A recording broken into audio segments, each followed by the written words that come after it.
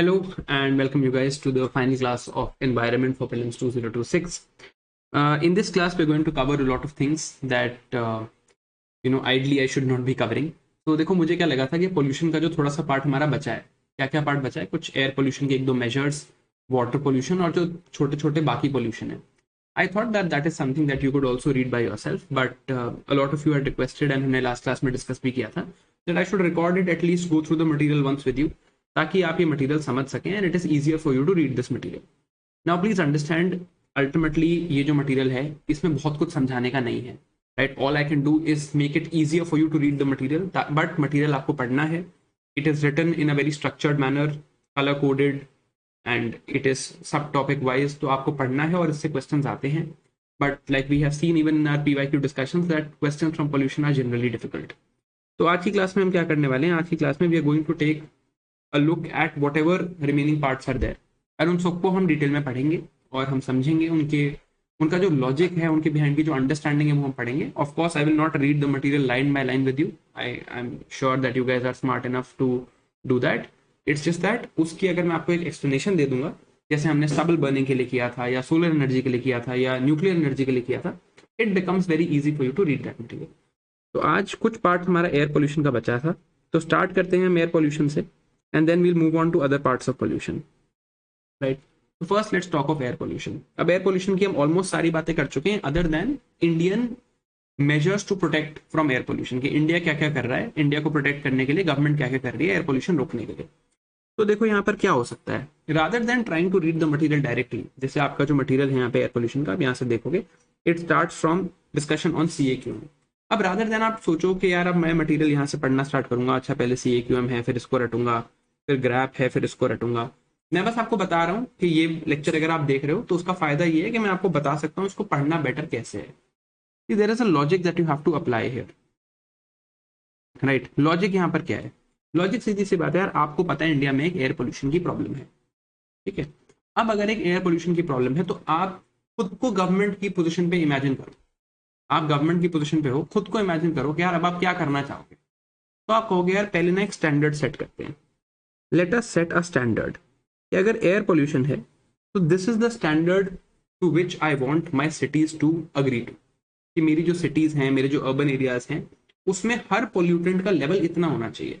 इस स्टैंडर्ड में आप क्या क्या लिखोगे, यू वुड राइट के देखो यार ये पोल्यूटेंट्स हैं जिनको मैं मॉनिटर करूंगा.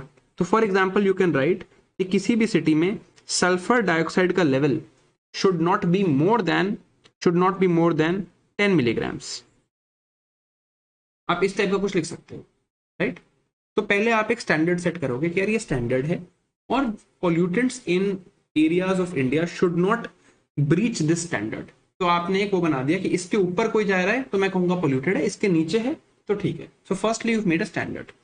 Now there will be cities, there will be areas that will not meet the standards. आपने कहा यार सल्फर डाइऑक्साइड 10 मिलीग्राम के ऊपर नहीं होनी चाहिए, कहीं कहीं तो सल्फर डाइऑक्साइड 10 मिलीग्राम के ऊपर होगी. तो there will be areas that are not attaining the standards, right.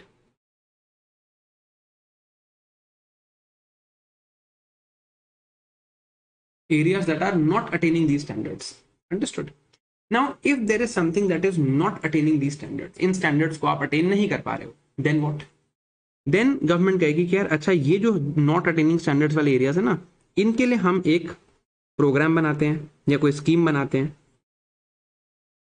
And through this programme और स्कीम वी विल ट्राई कि हम ये वाले जो ओरिजिनल स्टैंडर्ड्स थे ये हम अचीव कर पाए. इसी टाइप का आप कुछ बनाओगे. तो बेसिकली एयर पोल्यूशन में यही है. अब अगर आप इस पॉइंट को डिटेल में देखो तो सबसे पहले स्टैंडर्ड की बात करते हैं. अब स्टैंडर्ड अलग अलग हो सकते हैं, every expert will have its own opinion.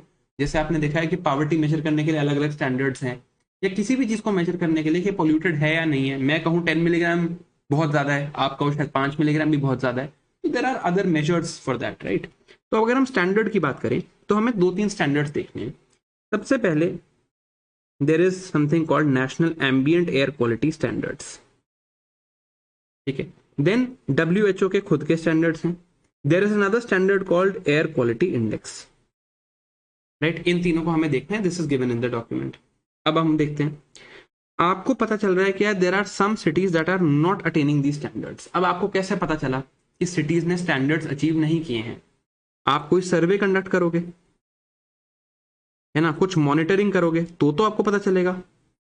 So there should be some mechanism for survey and monitoring also. And once these cities are not meeting these standards, there has to be some program also.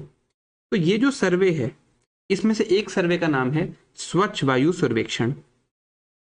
What are we trying to do? We are just looking at these cities and seeing कि यार यहाँ पे कौन कौन सी ऐसी cities हैं who have not met the standards that were supposed to be met. ठीक है, कि हमने कुछ स्टैंडर्ड्स यहाँ पे बनाए, जैसे मैंने कहा sulphur dioxide not more than 10 milligram. तो ऐसी कौन कौन सी सिटीज हैं जिन्होंने ये सल्फर डाइऑक्साइड वाला स्टैंडर्ड मीट नहीं किया, राइट. देन अब आप एक मॉनिटरिंग प्रोग्राम भी बना सकते हो. तो ये मॉनिटरिंग प्रोग्राम का नाम क्या है? National air quality monitoring programme. यहां पर आप क्या करते हो, आपने सोचा यार हम ना बहुत सारे ऑपरेटिंग स्टेशन लगाएंगे. इन ऑपरेटिंग स्टेशन में हम क्या करेंगे, हम पोल्यूटेंट्स की मॉनिटरिंग करेंगे. यार यहाँ पर सल्फर डाइऑक्साइड कितना है, यहाँ पे नाइट्रोजन डाइऑक्साइड कितना है, यहाँ पे पार्टिकुलेट मैटर कितना है, PM10 कितना है, PM2.5 कितना है वगैरह. आपने मॉनिटरिंग कर ली, राइट. अब इट इज ऑल्सो इंपॉर्टेंट कि जब आप ये सर्वे और मॉनिटरिंग कर रहे हो, आप एक और चीज कर पाओ, you are able to predict. ये नहीं है कि मैं आज देखूं, for example let's say there is the city of Delhi. इसमें दो चीजें इंपॉर्टेंट है. एक तो मैं देखूं कि दिल्ली में आज today what is the condition, today is Delhi agreeing to the standards that I have made और not. The second thing here is can I forecast. क्या मैं ये देख सकता हूं कि दिल्ली में अच्छा यार आज तो पोल्यूशन ठीक है शायद, बट वेदर कंडीशंस को देखते हुए, पोल्यूशन कंडीशंस को देखते हुए, डेटा को एक्सट्रैक्ट करके देखते हुए ये पता चल रहा है कि 3 हफ्ते बाद शायद there might be a problem. So there is also a forecasting system. अब ये जो फोरकास्टिंग सिस्टम है यहाँ पे, इसका नाम है SAFAR. SAFAR stands for system of air quality weather forecasting and research. ये एक चीज हो गई, ठीक है. अब आपने कहा यार देखो मैंने स्टैंडर्ड बनाया, I made a particular standard. इस स्टैंडर्ड के हिसाब से आई वांटेड टू सी क्या चल रहा है, तो मैंने सर्वे किया, मैंने एक मॉनिटरिंग प्रोग्राम बनाया, मैंने एक फोरकास्टिंग प्रोग्राम बनाया. 3 चीजें करी. अब अगर कोई सिटीज अब भी ये नहीं मीट कर रही हैं, तो मैंने एक लेवल सेट कर दिया, मुझे समझ आ गया कि ये लोग मीट नहीं कर रहे हैं, इनके लिए मैं क्या करूं. Then I have to look at a programme और स्कीम, एंड दैट प्रोग्राम और scheme is called the national clean air programme. तो अभी जब मैं आपको दिखाऊंगा, once this logic is clear to you, तब आपको ये सब कुछ समझ आएगा. नेशनल क्लीन एयर प्रोग्राम का काम क्या है? It works with non attainment cities. So cities that cannot meet our standards of air pollution are put under National Clean Air Program so that they are able to meet these standards. अब how will you meet these standards? कैसे meet करोगे इन standards को, कैसे air pollution को कम करोगे? So there have to be certain mechanisms. अब again वही चीजें हैं, मिटिगेशन एंड एडेप्टेशन. पहली चीज क्या हो सकती है? that I mitigate, मतलब I bring in technologies कि pollutant release कम हो. I want to reduce the pollutant release, reduce the sources, right? pollutant release कम हो. अब pollutant release कम हो तो मैं क्या करूंगा? अगर pollutant release कम होगा तो I would say कि ठीक है यार, there are some mechanisms here. There is something called green crackers. यार ग्रीन क्रैकर बना लेते हैं तो pollutant release कम होगा इन सिटीज में. वेहिकुलर पोल्यूशन मेजर चीज होती है, तो मैं BS6 नॉर्म्स बना लेता हूँ. इसके साथ एक और चीज हमने करंट अफेयर्स में शायद इकोनॉमिक्स में पढ़ी थी, जिसका नाम था कैफे नॉर्म्स. तो कैफे नॉर्म्स में बना लेता हूँ, ठीक है. देन आई कैन से कि यार वेहिकुलर पोल्यूशन होता है तो मैं इलेक्ट्रिक व्हीकल्स बना लेता हूँ. So I can have something called FAME, faster adoption and manufacturing of electric vehicles. फिर मुझे समझ आता है कि यार देखो, जब मैं कोल बर्न करता हूँ, when I burn coal there is release of pollutants into the atmosphere, so I can do something called coal gasification as well.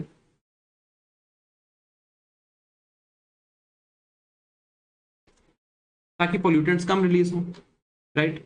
अब मुझे समझ आता है कि यार the other thing I can do here is the measures I can take for stubble burning. ये हम देख चुके हैं पहले, ठीक है. दूसरी चीज मैं यहां पे कर सकता हूं कि चलो let the pollutants be released. हो सकता है पोल्यूटेंट रिलीज बढ़ गया हो, but I will have some technologies that will, एक बार पोल्यूटेंट रिलीज हो गया कोई बात नहीं, but that will then clean the air. बाद में एयर क्लीन कर देते हैं, पोल्यूटेंट एयर में आ जाए कोई बात नहीं, मैं एयर से पोल्यूटेंट निकाल दूंगा। यहां पे you have a technology called smoke towers. ठीक है, फिर मैं क्या चाहूंगा, मैं देख रहा हूं यार कि जो ये इंडस्ट्रीज हैं, काफी सारी ऐसी इंडस्ट्रीज हैं जो बहुत ज्यादा पोल्यूशन करती हैं। अब देखो यहां पर मुझे दो चीजों को बैलेंस करना है, ये आप एथिक्स में भी यूज कर सकते हो एज वैल्यू कॉन्फ्लिक्ट। मुझे दो चीजों को बैलेंस करना है। ऑफ कोर्स एक तरफ तो मेरी एनवायरमेंटल कंसिडरेशंस हैं, and on the other side I have considerations of economy. तो मैं ऐसा भी नहीं कर सकता कि मैं इंडस्ट्रीज को लाइसेंस ही ना दूं, और मैं ऐसा भी नहीं कर सकता कि मैं एनवायरमेंट को बिल्कुल ही इग्नोर कर दूं। अब अगर मैं हर इंडस्ट्री को, if I take every industrial plant that has to be set up, and for each of that industrial plant I say कि नहीं यार, let me look at your licences, let me look at everything in detail, मुझे सब कुछ detail में देखने दो, मुझे लाइसेंसेस डिटेल में देखने दो, ये अगर मैं करने लग जाऊं, then what happens, then what do I do, then each industry will take a lot of time to set up. Ease of doing business, जिसको अब रिप्लेस करके बी रेडी इंडेक्स बना दिया है, business readiness will go down. मैं हर industry का पहले चेक करूंगा कि यार देखो ये इंडस्ट्री पोल्यूटिंग है, तो अपने कागज दिखाओ, अपने टेस्ट कराओ, अपना पोल्यूशन सर्टिफिकेट बनवाओ। People will not want to invest in my country, that also is something that I do not want. तो इसको कैसे बैलेंस करते हैं, इसका सिस्टम है यार कि इंडस्ट्रीज को ना क्लासिफाई कर लो। Let's classify the industries. जो इंडस्ट्रीज तो हैं हेवीली पोल्यूटिंग, जो इंडस्ट्रीज हैं हेवीली पोल्यूटिंग, उनको तो हम क्या करते हैं, उनको हम एक हाई रेगुलेटरी रिक्वायरमेंट में रखते हैं कि यार जैसे सीमेंट है, सीमेंट एक बहुत पोल्यूटिंग इंडस्ट्री है, तो यार हर चीज चेक होगी, एक एक चीज चेक होगी, आप पूरी कंप्लायंस मीट करो, सारा एनवायरमेंटल क्लियरेंस लो तो बात करेंगे। ठीक है, दूसरी चीज क्या है, जैसे मान लो एक बिस्किट की फैक्ट्री बन रही है, राइट। अब ये प्रैक्टिकली नॉन पोल्यूटिंग इंडस्ट्री है, राइट, बिस्किट्स बना रही है वो इंडस्ट्री, फूड प्रोसेसिंग इंडस्ट्री है। तो इसको मैं कहूंगा यार आप हैवी पोल्यूटिंग नहीं हो, तो प्रैक्टिकली नॉन पोल्यूटिंग हो, आपको कोई दिक्कत नहीं है, you go and you just go and you set up your plants etcetera, आपको उतने ज्यादा लाइसेंसेस लेने की जरूरत नहीं है। So this classification is necessary so that only those industries have to work to get their licenses, those clearances जिनमें actually impact है। अब अगर आप बिस्किट फैक्ट्री से ये लाइसेंसेस क्लियरेंसेस देने के लिए कह रहे हो, it will be very difficult for the owner to set it up. ये देखते हुए एक चीज बनाई गई इंडिया में called pollution index.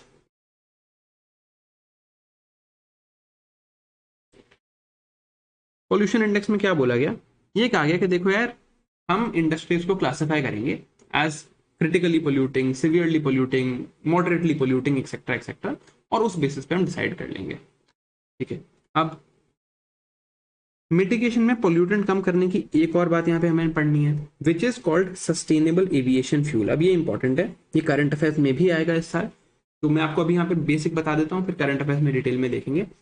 Sustainable aviation fuel का क्या मतलब है, जैसे हम एथेनॉल ब्लेंडिंग करते हैं पेट्रोल डीजल में, राइट, बायो एथेनॉल और बायो डीजल ब्लेंडिंग हम करते हैं, ऐसे ब्लेंडिंग सिमिलरली हम करना चाहते हैं जेट फ्यूल में। क्योंकि जब एयर ट्रैवल होता है, व्हेनेवर एयर ट्रैवल हैपेंस, वहां से भी बहुत ज्यादा CO2 emissions होते हैं बिकॉज ऑफ जेट फ्यूल। तो I want to have some blending of sustainable fuels into jet fuel, and that blending, once that blending happens, I can reduce emissions, जो हमने सेम लॉजिक बायोफ्यूल्स के लिए दे, right. तो this is the broad idea in air pollution. तो जो भी अब हम एयर पोल्यूशन में देखने वाले हैं, of course I am, like I said, I am not going to read line by line, but you can get an idea here.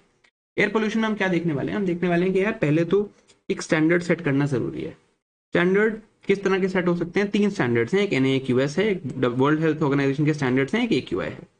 अलग अलग स्टैंडर्ड सेट कर सकते हैं, किसको लग रहा है कि यार इससे ज्यादा पोल्यूशन होगा, इससे कम पोल्यूशन होगा वगैरह। Once that standard is set, you would want to have a survey और a monitoring system and a forecasting system. तो सर्वे का नाम है स्वच्छ वायु सर्वेक्षण, मॉनिटरिंग का नाम है national air quality monitoring programme, and forecasting का नाम है सफर। ये 3 भी हम देखेंगे। फिर एक प्रोग्राम बनाना पड़ेगा उन लोगों के लिए जो इन स्टैंडर्ड्स को मीट नहीं कर रहे, उस प्रोग्राम का नाम है national clean air programme, right. अब देन वी विल सी कि अच्छा मिटिगेशन करनी है, पोल्यूशन हो रहा है तो उसको कम करना है। कम करने के लिए 2 ऑप्शन है, एक तो पोल्यूटेंट्स का मैं रिलीज कम करूं, उसके लिए सस्टेनेबल एविएशन फ्यूल है, ग्रीन क्रैकर्स हैं, BS6 नॉर्म्स हैं, फेम है, कैफे नॉर्म्स हैं, कोल गैसिफिकेशन है, स्टबल बर्निंग के मेजर्स हैं। और एक मेजर है कि यार चाहे पोल्यूटेंट आ भी गया तो भी हम एयर को क्लीन कर लेंगे, जैसे कि स्मोक टावर उसका एक मेजर है। फिर मुझे ये भी देखना है कि इंडस्ट्रीज की क्लासिफिकेशन कर लेते हैं, एक पोल्यूशन इंडेक्स बना लेते हैं। Now you know the logic behind everything that we are going to read in air pollution.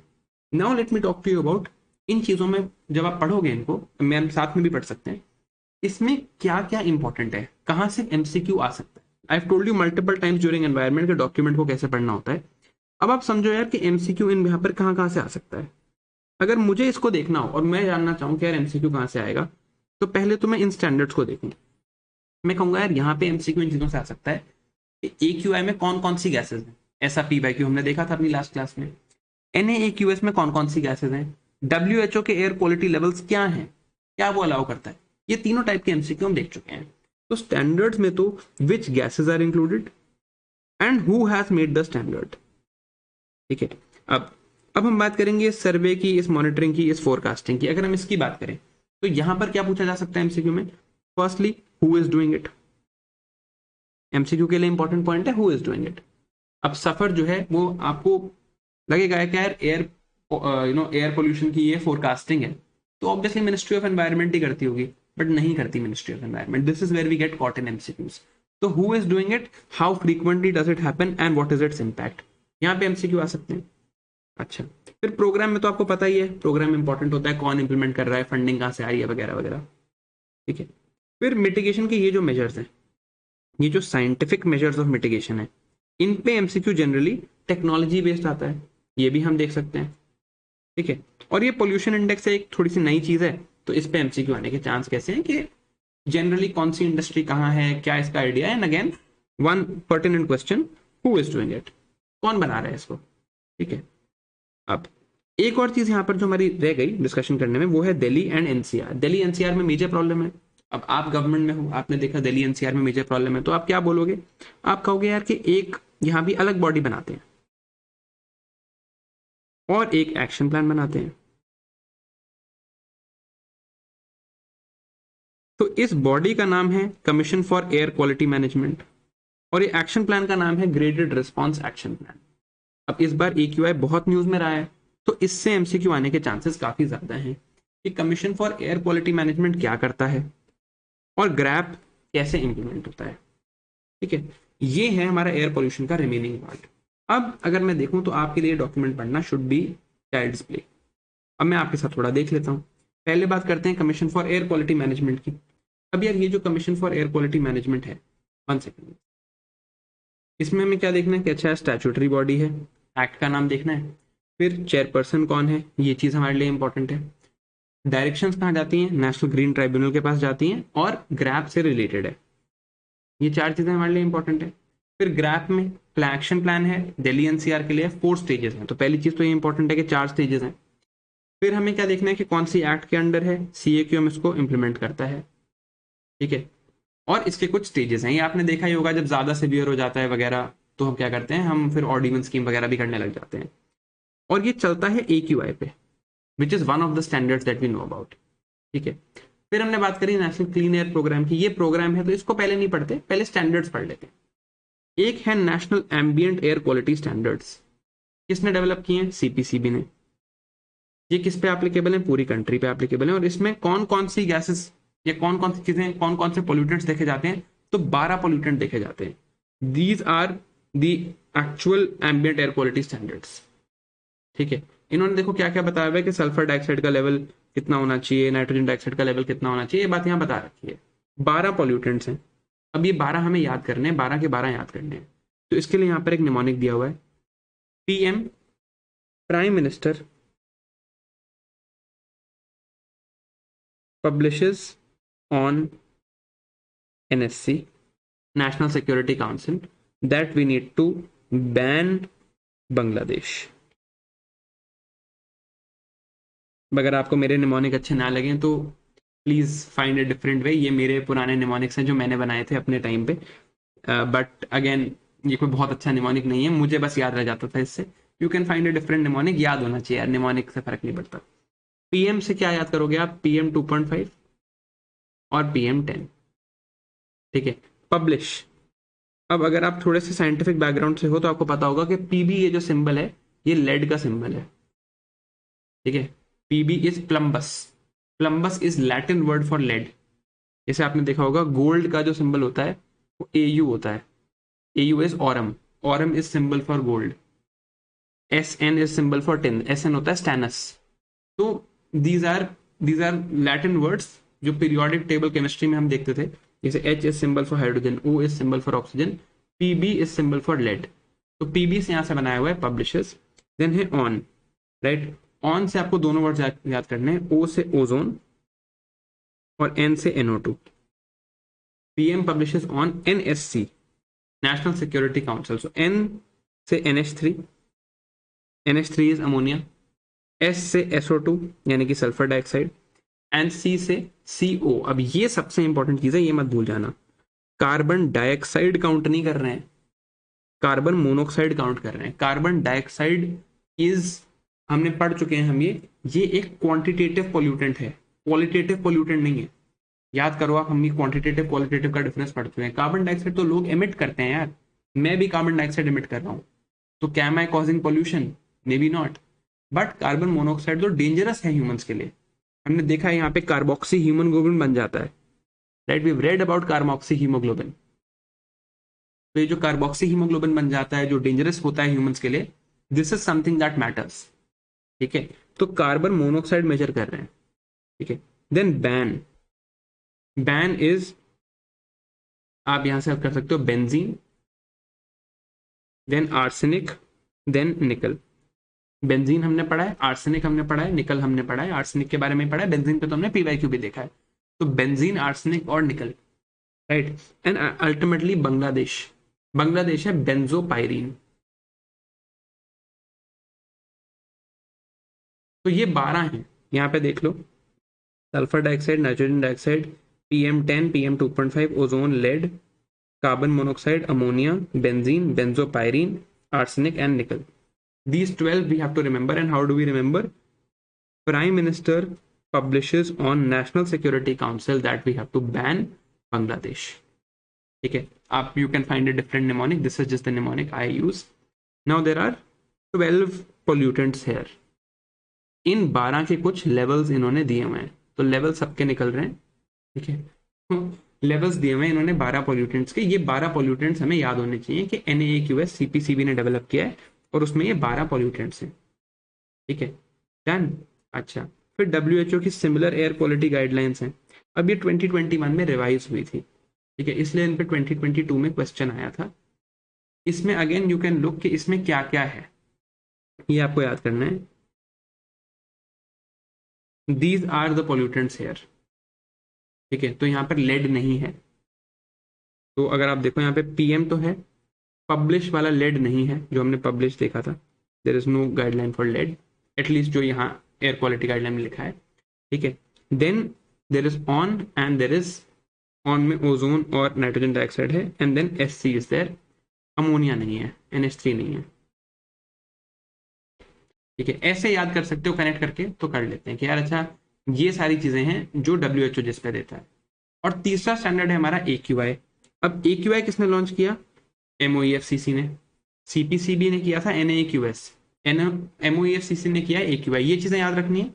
और AQI में देयर आर ओनली 8 पोल्यूटेंट्स। तो हमने NAAQS में क्या देखा था? हमने देखा कि NAAQS में there is PM publish on NSC that we have to ban Bangladesh, ठीक है। अब ये जो ब्लू में लिखे हैं ना 8, बैन बांग्लादेश को छोड़ के, ये सारे AQI में है। मैं ऐसे याद करता था, इसलिए निमोनिक से दोनों चीजें याद हो जाती हैं। तो अब यहाँ पर क्या है, PM10 PM2.5 है, पब्लिश लेड भी यहाँ पर है, ऑन ओजोन भी यहाँ पर है, N से NO2 यहाँ पर है, फिर NSC जो बचा ammonia, SO2, carbon monoxide, NSC भी यहाँ पर है। तो NAAQS याद करना हो तो PM publish on NSC ban Bangladesh, 12 हो गए। अगर सिर्फ AQI याद करना हो तो पहले 8 याद कर लो बस, ठीक है। तो इससे AQI वो याद हो जाएगा। इससे भी कुछ हटा दोगे तो आप WHO की गाइडलाइन पे पहुंच जाओगे। तो पहले तो आपने स्टैंडर्ड्स याद किए, ठीक है। अब जो इन स्टैंडर्ड्स को मीट कर रहा है या नहीं कर रहा, उसके लिए क्या करोगे, सर्वे करोगे। तो स्वच्छ वायु सर्वेक्षण है, कौन कराता है, नेशनल क्लीन एयर प्रोग्राम के अंडर मिनिस्ट्री ऑफ एनवायरनमेंट कराती है। ठीक है, अब इसमें एक प्राण पोर्टल है, पढ़ना जरूर है, ये खत्म नहीं हो रहा है, I am just telling you what to read to make it easier for you. ठीक है, ये अगर आप खुद नहीं पढ़ रहे हो यार तो फिर मतलब आई कांट हेल्प यू। ठीक है, खुद का काम है, पढ़ोगे, but I am just making it easy for you. ठीक है, बहुत टाइम कम हो जाएगा आपका पढ़ने का। एक मॉनिटरिंग का काम था, ये सीपीसी भी करता है, इन्होंने ऑपरेटिंग स्टेशन बना रखे हैं और इसमें ये 4 एयर पोल्यूटेंट को मॉनिटर करते हैं, यहाँ पर इनका नाम दिया हुआ है। ठीक है, और तीसरी चीज क्या थी, फोरकास्टिंग। अब फोरकास्टिंग करती है ministry of earth sciences, not ministry of environment, forest and climate change. ठीक है, ये काम करते हैं ये। ठीक है, अब ये सफर के बारे में लिखना है, you have to read this also once. ठीक है, मॉनिटरिंग हो गई। अब इसके बाद क्या है, आपका नेशनल क्लीन एयर प्रोग्राम है। तो अगर मैं प्रोग्राम की बात करूं तो प्रोग्राम यहाँ पे है, राइट। प्रोग्राम में इन्होंने क्या टारगेट किया था कि 2017 हमारा बेस ईयर है, 2017 बेस ईयर को लेके हम पार्टिकुलेट मैटर की रिडक्शन करेंगे बाय 20 to 30% बाय 2024। ये टारगेट आ गया आपका 40% रिडक्शन का बाय 2026। कैसे करते हैं, सिटी स्पेसिफिक एक्शन प्लान बनाते हैं। ठीक है, अब किन सिटीज में काम करते हैं, कौन कौन सी सिटीज में काम करता है एनसीएपी, तो एक तो नॉन अटेनमेंट सिटीज हैं। ठीक है, जो cities are not meeting which standards, जो NAAQS को अधेयर नहीं कर पा रही हैं, जो इन स्टैंडर्ड्स को मीट नहीं कर पा रही हैं, उन पे नेशनल क्लीन एयर प्रोग्राम लगता है। और हमने 8 मिलियन प्लस सिटीज आइडेंटिफाई करी, ये 15th फाइनेंस कमीशन ने आइडेंटिफाई करी थी। बेसिकली ये वो हैं जहां पर 1 मिलियन से ज्यादा लोग रहते हैं, जहां पे ये प्रोग्राम हमेशा लगता है। Portal for monitoring is PRANA. तो there are non attainment cities and million plus cities. ठीक है, इनको आप सिटी एक्शन प्लान बना के देते हो, डैशबोर्ड बना के देते हो मॉनिटरिंग के लिए, एडवाइजरी टारगेट्स देते हो, बाकी गवर्नमेंट स्कीम्स के साथ इंटीग्रेशन करते हो। और फंडिंग कहां से आती है, बाकी सेंट्रल और स्टेट स्कीम से आती है, पोल्यूशन कंट्रोल बोर्ड से आती है, और 15th फाइनेंस कमीशन की ग्रांट से आती है। यहां पर क्या हुआ है, पीएम लेवल्स की रिडक्शन हुई है, मॉनिटरिंग बेटर हुई है, इंस्टीट्यूशनल कोऑर्डिनेशन बेटर हो पाई है।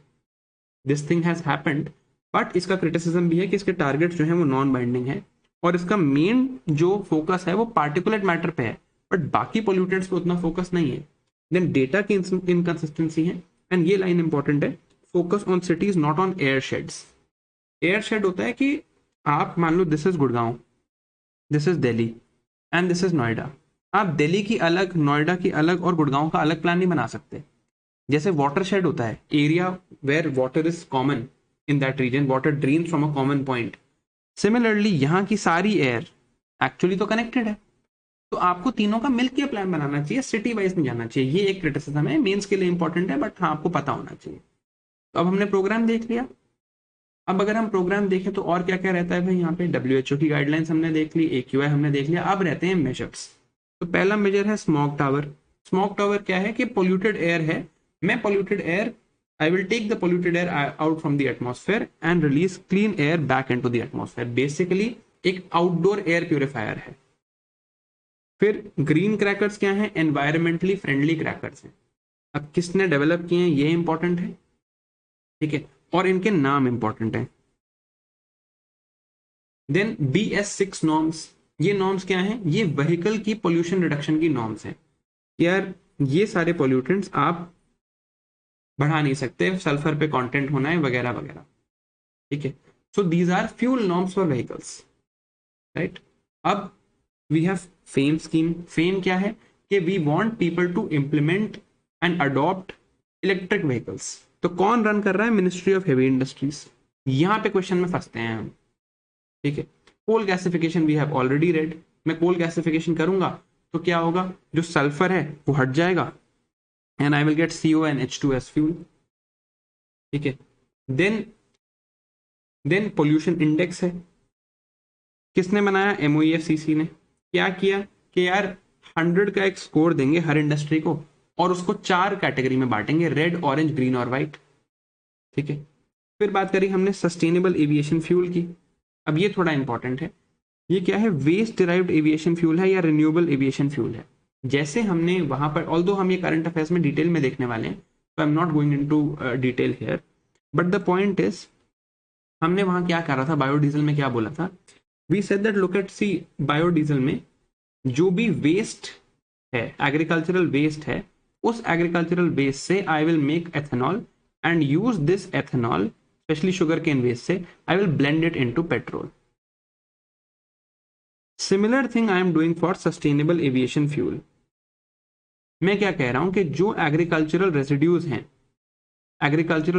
यहां पर, इनकी प्रोसेसिंग करते हैं, इनकी रिफाइनिंग करते हैं, इनकी ट्रांसपोर्ट करते हैं और फिर इनको ब्लेंड कर देते हैं इनटू जेट फ्यूल और फिर इसको फाइनली इंजन में डालते हैं. ठीक है, अब यहां पर एक चीज लिखी है ILUC, indirect land use change. ये इंपॉर्टेंट है कि आप वेस्ट और रेसिड्यू को यूज करो. ऐसा ना करो कि फार्मर्स जो हैं वो क्रॉप्स ही बनाने लग जाएं ताकि उनको, like they are not making crops to make aviation fuel. ऐसा ना हो कि फार्मर ये सोच के क्रॉप उगा रहा है कि यार मुझे एविएशन फ्यूल बनाना है इसलिए मैं ये वाला क्रॉप उगा देता हूं. जब तक वो नॉर्मली क्रॉप उगा रहा है और उसका वेस्ट मिल रहा है, उस वेस्ट से एविएशन फ्यूल बन रहा है, तब तक तो फायदा है.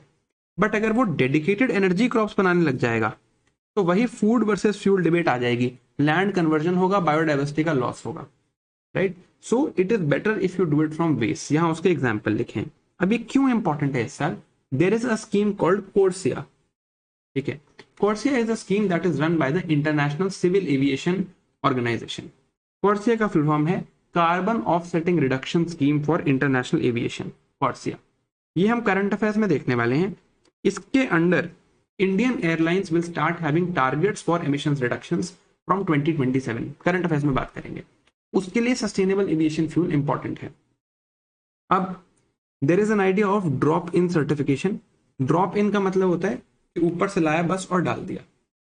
ठीक है, तो करंट एयरक्राफ्ट और इंजन में कुछ चेंज करने की जरूरत नहीं है. आपने जो एविएशन टर्बाइन फ्यूल, इसे कहते हैं जेट फ्यूल, जो आपका जेट फ्यूल है उसमें डायरेक्टली ये वाला जो SAF आपने बनाया है लाके ब्लेंड कर दीजिए. ये जो टारगेट्स हैं, these are because of CORSIA. CORSIA हम देखेंगे. Last thing is stubble burning. ये हम ऑलरेडी डिस्कस कर चुके हैं. Right, we have discussed all of these things before. तो just read this one, see मैं क्लास में आपको वैसे भी पढ़ा चुका हूं. Done with air pollution. ऐसे ही हम बाकी पोल्यूशन के भी जो जो पार्ट्स बचे हैं उनको डिस्कस करते हैं. तो अब हमें नेक्स्ट चीज जो पढ़नी है वो पढ़नी है हमें about water pollution.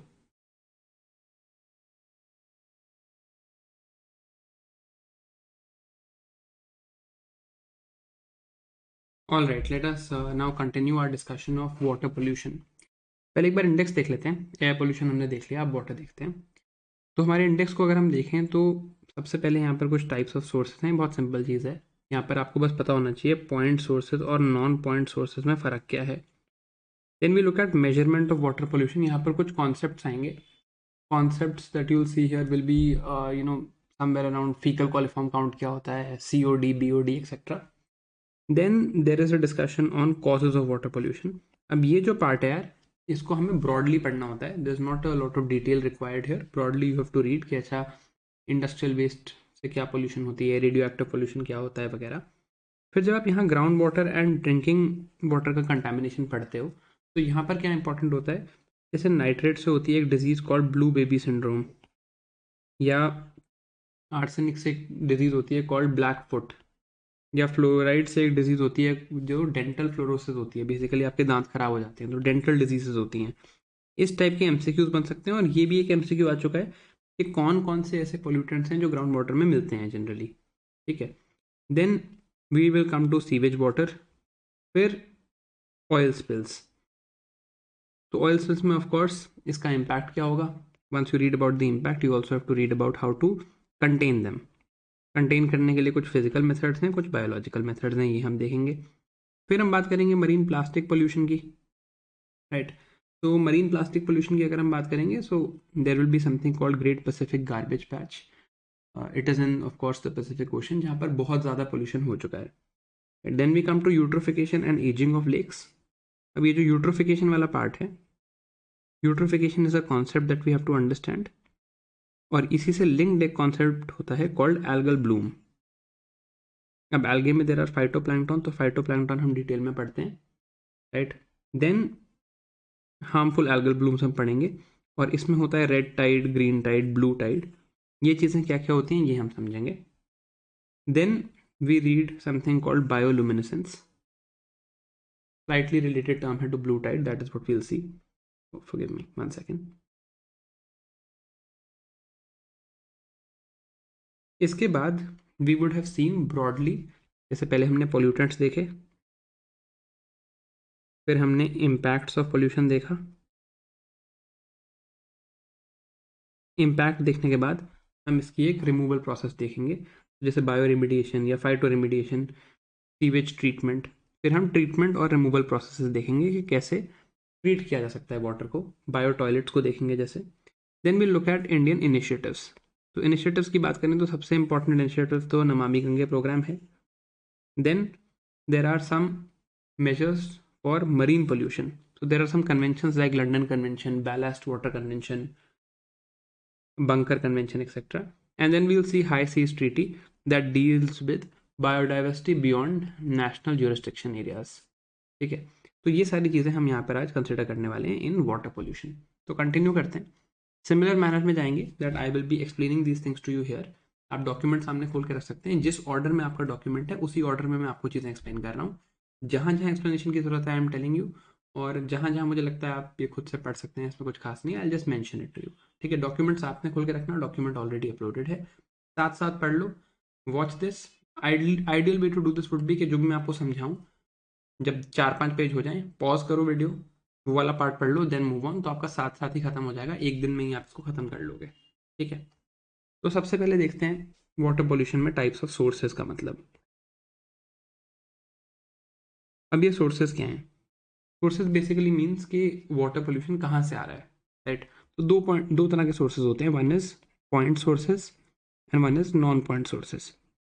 Point source का मतलब है कि आपको एक क्लियरली आइडेंटिफाइबल लोकेशन दिख रही है कि ये पाइप है और इस पाइप से देखो रिवर में पोल्यूशन हो रहा है, at this would be a point source.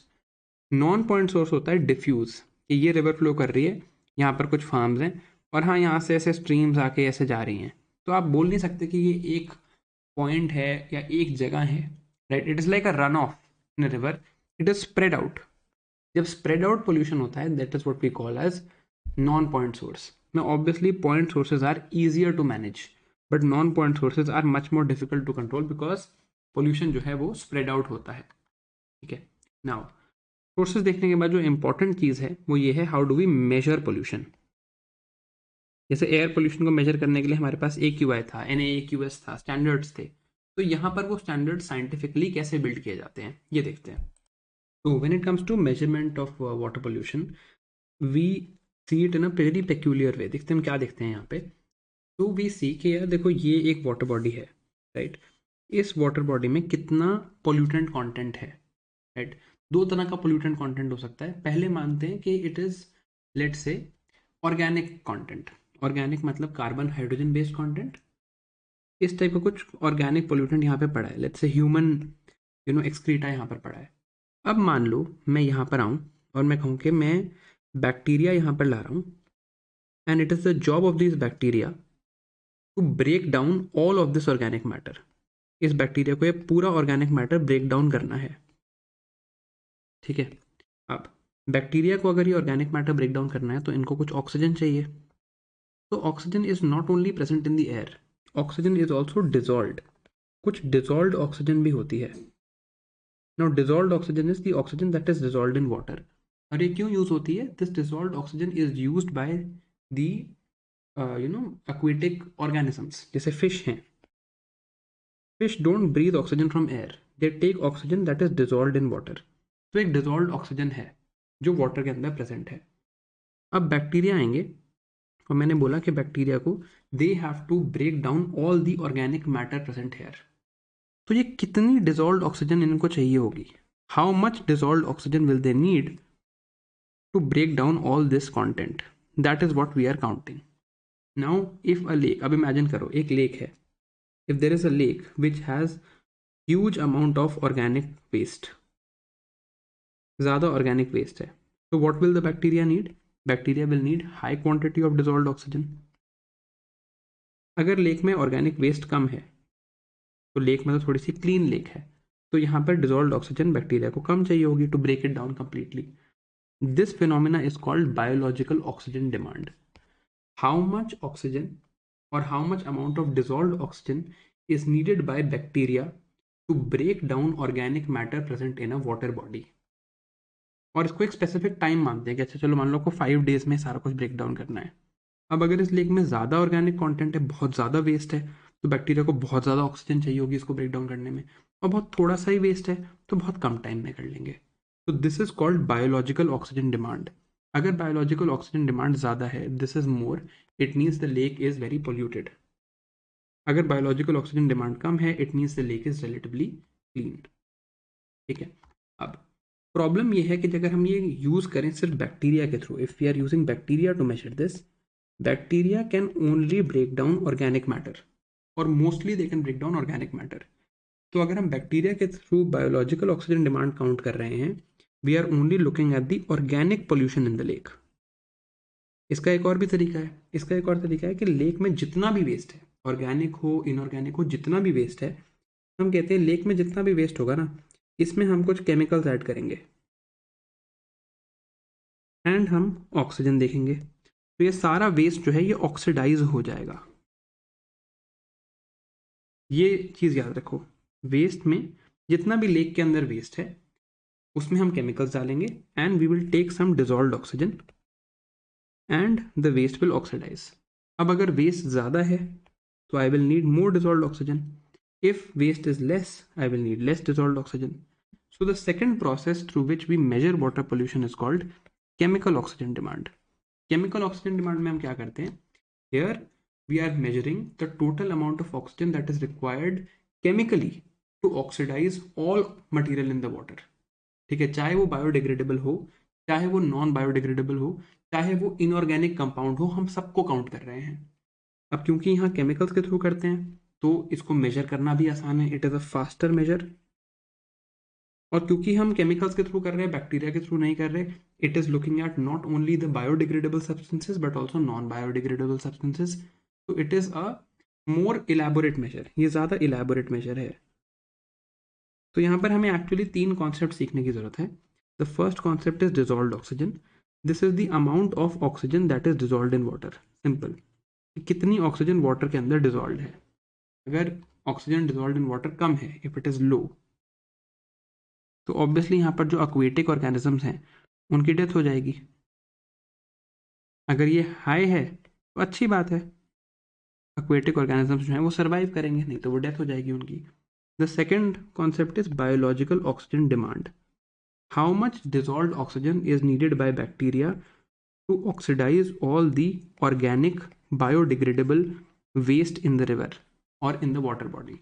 अगर ये ज़्यादा है मतलब वेस्ट की कॉन्सेंट्रेशन भी ज़्यादा है, अगर ये कम है मतलब वेस्ट की कॉन्सेंट्रेशन भी कम है। तीसरा कॉन्सेप्ट है chemical oxygen demand. How much dissolved oxygen is needed to oxidise both organic और इनऑर्गेनिक बायोडिग्रेडेबल और नॉन बायोडिग्रेडेबल वेस्ट। द सारा वेस्ट जो रिवर में है इसको ऑक्सीडाइज करने के लिए केमिकली मुझे कितनी डिजॉल्व्ड ऑक्सीजन की ज़रूरत है। अगर ये ज़्यादा है मतलब वेस्ट भी ज़्यादा है, मतलब रिवर पोल्यूटेड है। अगर ये कम है तो मतलब वेस्ट भी कम है।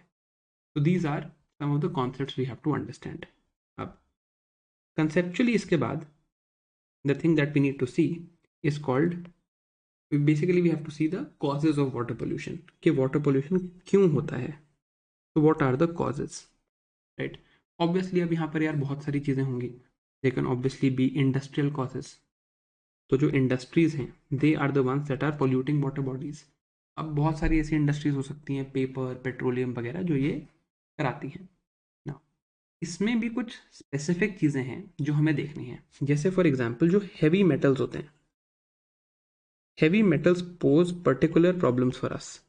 तो हैवी मेटल्स को हम देखते हैं, ठीक है, जैसे कि आर्सेनिक, लेड, मर्करी, कैडमियम, अगर ये होंगे तो दिक्कत होगी। ठीक है, अब अगर हम देखें कि इंडिया में सबसे ज़्यादा हैवी मेटल कौन सा कंटामिनेंट है, तो iron is the most common contaminant. ठीक है, और इन हैवी मेटल्स की एक और प्रॉब्लम ये है कि अगर इनसे लॉन्ग टर्म हमारी बॉडी इनसे एक्सपोज रहती है तो we have certain diseases as well, right. तो अब they can be various diseases, और जो स्पेसिफिकली मेटल से लिंक डिजीजेस हैं वो हम देखेंगे। ठीक है, एक और चीज़ इंपॉर्टेंट है कि हैवी मेटल्स का सोर्स क्या है, where are they coming from. तो for every heavy metal there is a source that you need to understand. और ये again it's given in your document, and broadly अगर आप देखोगे तो आप समझ जाओगे कि अच्छा यार, जैसे आयरन कहाँ से आता है, एक तो नेचुरल लीचिंग से भी आ सकता है या माइनिंग से आ सकता है। बट अगर मैं लेड की बात करूँ या कैडमियम की बात करूँ तो बैटरी वेस्ट एक मेजर सोर्स है, ई वेस्ट एक मेजर सोर्स है। क्रोमियम की बात करूँ तो टैनरीज से आता है। Chromium is use for Chrome finish. आपने कई बार गाड़ियों में देखा होगा हैंडल्स पे एक शाइनी सी फिनिश होती है, that is called Chrome finish, and उसके लिए क्रोमियम यूज करते हैं। तो क्रोमियम या निकल की अगर मैं बात करूँ तो इलेक्ट्रोप्लेटिंग या मेटल इंडस्ट्रीज से आता है। आर्सेनिक की बात करूँ तो माइनिंग या मेटलर्जी से आता है। Right, so these are some things. Exactly तो देखो पूरा पूरा याद करना तो काफी मुश्किल है, बट ब्रॉडली आपको याद होना चाहिए। Then second source of water pollution that we need to know is called thermal pollution. अब थर्मल पोल्यूशन का क्या मतलब है? अगर आप रिवर या वाटर बॉडीज में देखो, आप वहां पर किसी भी वाटर बॉडी में हॉट वाटर डिस्चार्ज कर देते हो। राइट, आपने बहुत हॉट वाटर डिस्चार्ज कर दिया। अभी हॉट वाटर कहाँ से आ सकता है? कूलिंग सिस्टम से आ सकता है, होम से आ सकता है, इंडस्ट्री से आ सकता है, कहीं से भी आ सकता है। पर अगर आपने हॉट वाटर डिस्चार्ज किया तो होता क्या है, जो वार्म वाटर होता है it holds less dissolved oxygen as compare to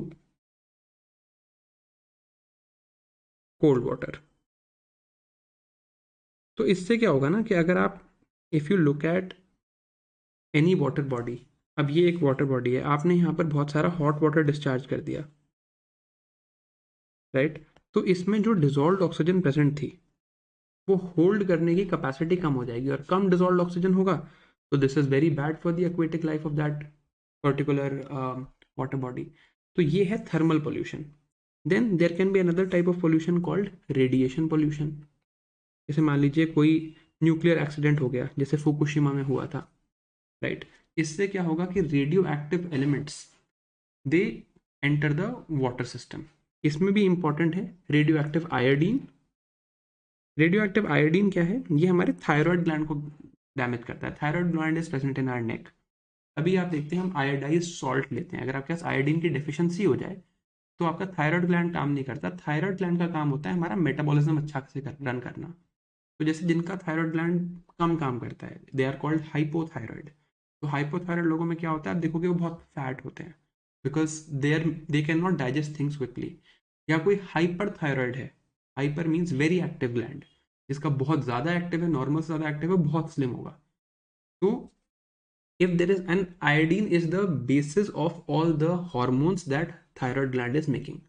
तो अगर आयोडीन ही आपका रेडियो एक्टिव है तो थायराइड ग्लैंड में प्रॉब्लम हो जाएगी। सिमिलरली रेडॉन है, रेडॉन हम आगे डिटेल में भी देखेंगे। Radon can cause lung cancer. Then uranium is there, uranium भी हम आगे देखेंगे, यूरेनियम इस बार न्यूज़ में भी है। यूरेनियम, अगर रेडियो एक्टिव यूरेनियम आपके वाटर में है तो आपकी किडनी कैंसर की रिस्क हो सकता है। Then the other cause could be mining. अब माइनिंग में दो तरह से इम्पैक्ट होता है। पहले तो माइनिंग में क्या है कि वाटर कंजम्पशन बहुत ज़्यादा हो जाती है, वाटर इज कंज्यूम्ड। ठीक है, तो जैसे अगर आप कोल माइनिंग करते हो तो 15 मीटर क्यूब्स ऑफ वाटर लगता है, बट अगर आप गोल्ड माइनिंग करते हो तो 2.5 lakh metre cube of water लगता है। तो एक तो ये है। दूसरा क्या है कि जब आप माइनिंग ऑपरेशंस कर रहे होते हो तो कुछ हजार्डस ऑपरेशंस आप करोगे। राइट, आप वहाँ पे साइनाइड यूज़ करोगे, सल्फ्यूरिक एसिड यूज़ करोगे, मर्करी यूज़ करोगे। तो देर is a thing called acid rock drainage. Acid rock drainage में क्या होता है दैट आप माइनिंग कर रहे हो, माइनिंग करते करते आपने यहाँ पर H2SO4 यूज़ किया। अब ये सल्फ्यूरिक एसिड या तो आपने यूज़ किया, या दूसरा क्या हुआ, आपने माइनिंग करी, माइनिंग में आपने वाटर यूज़ किया, रॉक्स में सल्फाइड था, rocks had sulphur and you used water over the sulphur and it led to the production of sulphuric acid. तो दोनों चीज़ें हो सकती हैं। राइट, अब क्या हुआ, ये सल्फ्यूरिक एसिड की वजह से वहाँ पर जो रॉक्स हैं, एसिड तो काफ़ी खराब चीज़ है, it is something that is going to degrade the rocks, it is a corrosive material. तो वहाँ पर जो रॉक्स हैं उन रॉक्स को वो डिस्ट्रॉय करता है, उनको करोड करता है, और यहाँ से you would see minerals leaching into water. when minerals reach water it leads to something called eutrophication। तो एसिड रॉक ड्रेनेज जिसको कहते हैं, इसका ही और ज़्यादा एक्सेलरेटेड वर्जन होता है जिसे हम कहते हैं एसिड माइन ड्रेनेज। अब एक और चीज़ है यहाँ पर, एक है बैक्टीरिया भी यहाँ पर काम करते हैं। तो जब एसिड का लेवल बढ़ जाता है, we have something called thiobacillus. Thiobacillus क्या करते हैं, they act on sulphur and make it even more acidic. तो minerals content in water keeps on increasing because of this. This leads to something called eutrophication, ये भी हम पढ़ेंगे। तो this is another cause कि माइनिंग के through आप water pollution देखते हो, राइट। देन माइनिंग में ये तो हो ही सकता है कि आप माइनिंग कर रहे हो और कुछ हैवी मेटल्स जो हैं वो जाके वाटर में चले जाएं, तो heavy metals can also come from mining. Then another cause of water pollution could be ground water contamination. Ground water हम रेगुलरली यूज करते हैं ड्रिंकिंग के लिए, अपने हाउस होल्ड यूजेस के लिए। तो यहाँ पर क्या होता है, क्यों होता है ग्राउंड वाटर पोल्यूशन? पहले तो इंडस्ट्रीज से वो अपने वेस्ट रिलीज करती हैं and it seeps into the ground water. Then agricultural run off भी होता है जो ग्राउंड वाटर में जाता है। तो कौन कौन से कंटामिनेंट्स यहाँ पे देखे गए हैं इंडिया के ग्राउंड वाटर में, इसका एक लिस्ट दिया हुआ है आपके डॉक्यूमेंट में, एंड इस पर एक प्रीवियस क्वेश्चन भी आया हुआ है। तो most frequently it is iron, right. कभी कभी आप देखोगे कि सॉल्ट कॉन्सेंट्रेशन बढ़ जाती है, राइट। आर्सेनिक भी काफ़ी एक मेजर कंटामिनेंट है। अदर देन दिस आप फ्लोराइड कंटामिनेशन देखोगे, आप यूरेनियम कंटामिनेशन देखोगे, आप लेड कंटामिनेशन देखोगे। ये सारे कंटामिनेंट्स ग्राउंड वाटर में आ जाते हैं, राइट। नाउ इनके इफेक्ट्स क्या हैं, what are the effects of these various contaminants, ये हमारे लिए इंपॉर्टेंट है, इस पर क्वेश्चन आ सकता है। तो जैसे नाइट्रेट्स हैं, नाइट्रेट हम पढ़ चुके हैं इन नाइट्रोजन साइकिल, NO3 2- इस टाइप के जो कंपाउंड्स हैं, अगर नाइट्रेट्स आ जाएं तो क्या होता है, अगेन ये नाइट्रेट्स जो हैं ये हमारी हीमोग्लोबिन से रिएक्ट करते हैं and they form something called methaemoglobin. Haemoglobin का काम क्या है, हमारी बॉडी में ऑक्सीजन को ट्रांसपोर्ट करना। जब ऑक्सीजन ढंग से ट्रांसपोर्ट नहीं होती तो मिथ हीमोग्लोबिन फॉर्मेशन होती है। तो इसमें यहाँ पर एक सिंड्रोम होता है जिसका नाम होता है blue baby syndrome. Blue baby syndrome क्यों कहा जाता है इसको, यू टर्न वेरी ब्लू, आप blood is red because blood can carry oxygen, right. जब ऑक्सीजन कैरिंग कैपेसिटी कम हो जाती है ब्लड की, ब्लड टर्न्स ब्लू। तो ब्लू बेबी सिंड्रोम देखते हैं, यहाँ पे ब्लू पैचेस दिखते हैं आपको, स्पेशली बेबीज में ज़्यादा होता है। Then there is something called arsenic. अब अगर आर्सेनिक कंटामिनेशन बढ़ जाए, आर्सेनिक क्या होता है, टेस्टलेस ओडरलेस होता है बट कैंसर करा सकता है arsenic, right. Then it can also cause a disease called black foot disease.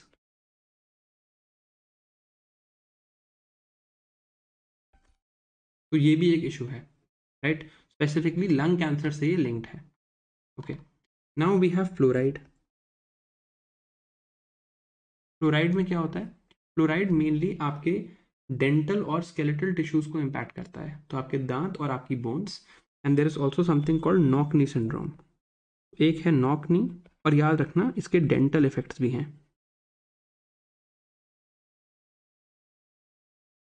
ठीक है। देन यूरेनियम की बात करते हैं। यूरेनियम तो आपने पढ़ा ही है, यूरेनियम एक रेडियो एक्टिव फिसाइल कंपाउंड है जिससे हम न्यूक्लियर फिशन भी करा सकते हैं। तो यूरेनियम की अगर हम बात करें तो राजस्थान में रिसेंटली हमने दिल्ली में भी देखा है कि यूरेनियम लेवल काफ़ी हाई मिला है वाटर में। राजस्थान में हर जगह पे, specially in northern part of the country, जो WHO की लिमिट है उससे ज़्यादा यूरेनियम प्रेजेंट है। इसका जो मेन इम्पैक्ट है वो आपकी किडनीज पे देखने को मिलता है, kidney toxicity is the main impact. So even uranium can be a potential pollutant, right. हमारे पास जो लिमिट है वो क्या है, what is the limit, it is 30 microgram पर लीटर, ये सेफ लिमिट है। इससे ज़्यादा अगर होगा तो हम कहेंगे कि यूरेनियम टॉक्सिसिटी हो रही है, right. Then there is radon, because of radioactive pollution they can be release of radon, ठीक है।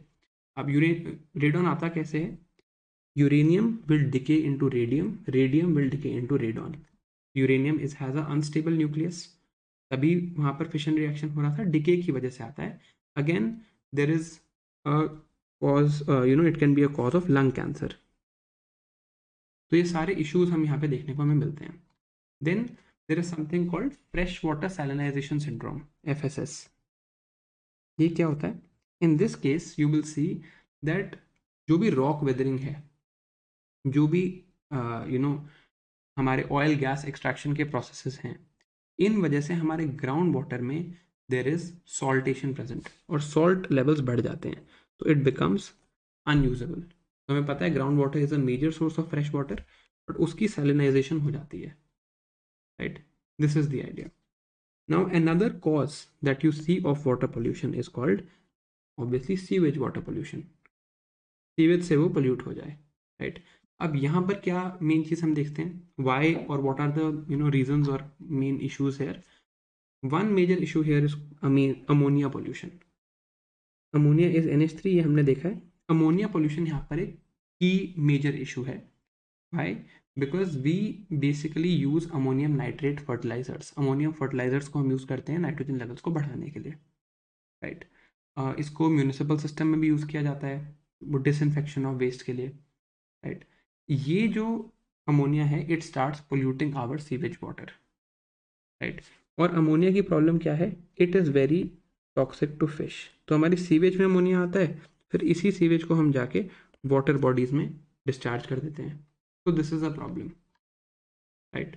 अब another major source of pollution of water in India is agricultural runoff और agricultural sources। तो agriculture में क्या होता है that we are using various fertilisers. अब ये जो एक्सेसिव फर्टिलाइजर्स हैं, अब देखो आपने यहाँ पर एक एग्रीकल्चरल फील्ड है, इस फील्ड में आपने फर्टिलाइजर्स यूज़ किए, ठीक है? इस फील्ड में आप पानी भी यूज़ कर रहे होगे, लेट से एक किसी रिवर से फिर किसी स्ट्रीम से यहाँ पर पानी आ रहा है। अब अगर आपने बहुत सारे फर्टिलाइज़र यहाँ पर यूज़ किए, तो अब ये पानी और फर्टिलाइज़र मिक्स हो चुके हैं, आपने ज़्यादा ही फर्टिलाइज़र यूज़ कर दिए तो सॉयल तो अब्जॉर्ब कर नहीं सकती। तो अब ये दो ही जगह जा सकते हैं, या तो ये यहाँ से ग्राउंड वाटर में लीच होंगे, ठीक है, या फिर ये यहाँ से रिवर में जाएंगे। इधर they will go into the ground water और they will go into the river. अब ग्राउंड वाटर में जाएं या रिवर में जाएं, it is going to lead to water pollution. तो एग्रीकल्चर भी एक मेजर रीज़न है। तो क्या क्या होता है यहाँ से, एक तो न्यूट्रिएंट रन ऑफ होता है। जब न्यूट्रिएंट्स या मिनरल्स आपकी रिवर में जाते हैं तो क्या होता है, समथिंग कॉल्ड यूट्रोफिकेशन, वो हम अभी देखेंगे। तो एक तो ये यहाँ पर प्रॉब्लम है। Then fertilisers can go into the ground water. Then जो आप एग्रीकल्चर में पेस्टिसाइड्स यूज़ करते हो, जैसे कि आप DDT यूज़ करते हो, ये जा सकता है। देन इवन एनिमल वेस्ट, क्योंकि agriculture does not happen in isolation, साथ में आप एनिमल हस्बेंड्री भी करोगे, animal waste can also be a problem. Another source of water pollution in India is invasive aquatic species। हमने इन्वेजिव एलियन स्पीशीज लैंड पे भी देखी हैं, इन्वेजिव एक्वेटिक स्पीशीज भी होती हैं, राइट? जैसे एक एग्जांपल है इसका वाटर हायासिंथ, और एक एग्जांपल है इसका फोक्ड फैन वॉट। तो these are some invasive aquatic species, same thing as before जो हमने वहां पढ़ा है। Now one important thing that we have to study in water pollution is called fecal coliform count।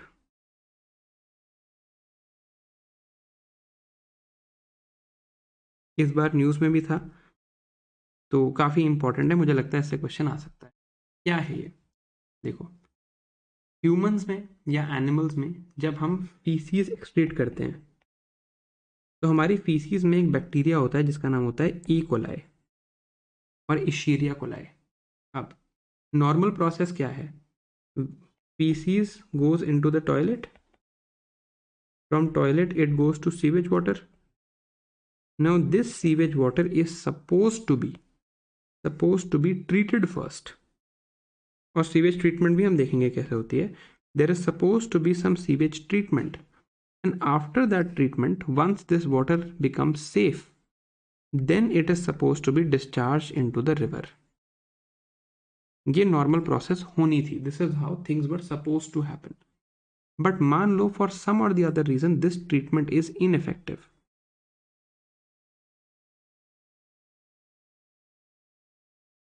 Let's say this treatment is ineffective, what will happen, a lot of species that were supposed to be treated will enter our rivers।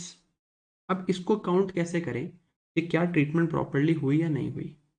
Faeces को count करना तो obviously बहुत मुश्किल है, but we can count the bacteria present in faeces. अब faeces में bacteria है E coli, हम सबकी फीसीज में normally also this bacteria E coli is there, हमारे गट में प्रेजेंट है, it is present in our lower intestine, in our both in our small intestine also and our large intestine also, in the lower parts towards the end of the intestine it is present. अब अगर ये E. coli यहाँ पर present है, हमने क्या किया, हम रिवर वाटर में जाते हैं and we take river water and see यार यहाँ पर E. coli का लेवल कितना है, what is the E. coli level. अब सीधी सी बात है, E. coli फीसिस में था, अगर तो प्रॉपर सीवेज ट्रीटमेंट यहाँ पर हुई होगी तो रिवर में क्या होना चाहिए, in case of proper treatment, if there was good treatment of sewage water, if we had handled sewage water well, E. coli level or fecal coliform count should have been low. But if there was improper treatment, अगर sewage water को properly treat नहीं किया गया, then fecal coliform count is going to be high. यही कहानी है. Now on the basis of this we can understand that fecal coliform count is looking at the amount of E. coli that is present in our river water. ठीक है, तो जो हमारी limit है, जो हमारी प्रिस्क्राइब्ड लिमिट है given by the central pollution control board, that is that in 100 ml of water there should be 2500 units of E. coli.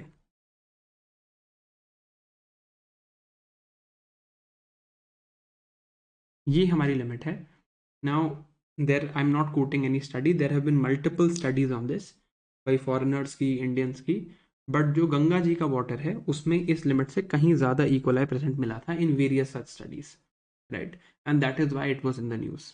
Okay, अब अगर फीकल कोलिफॉर्म काउंट ज़्यादा है, this is the limit, if you have more fecal coliform count, what does this mean? This means there is more feces present in the river water. Feces is organic waste, so organic waste is high. If organic waste is high, what should happen to biological oxygen demand? Biological oxygen demand should be high, क्योंकि अब ज़्यादा organic waste present है तो bacteria को ज़्यादा oxygen चाहिए इसको oxidise करने के लिए. Similarly, if feces is high, what should happen to chemical oxygen demand? That will also be higher because there is more chemical waste. There is basically chemical oxygen demand तो organic inorganic हर तरह का waste देखती है. So of course if there is more organic waste, more dissolved oxygen is going to be needed by chemicals to oxidize the water or oxidize the waste. So COD will also be high. अब ये क्यों major किया हमने, ये हमने गंगा जी में major किया. That if you look at the pollution that is happening in the river Ganges, वहाँ पर फीकल कॉलिफॉर्म काउंट हमें काफ़ी हाई देखने को मिला. This was the news. तो फिर हमने देखा यार कि और क्या क्या रीजंस हैं जिस वजह से गंगा जी में पोल्यूशन हो रहा है. तो ये देखा गया कि यार यहाँ पर बायोलॉजिकल ऑक्सीजन डिमांड भी काफ़ी हाई है, केमिकल ऑक्सीजन डिमांड भी काफ़ी हाई है. This was seen. ठीक है, अब कई जगह फ्लो कम है, फ्लो अच्छे से नहीं प्रेजेंट है. देन यहाँ पर सीवेज डिस्चार्ज हो रहा है, यहाँ पे इंडस्ट्रियल डिस्चार्ज हो रहा है.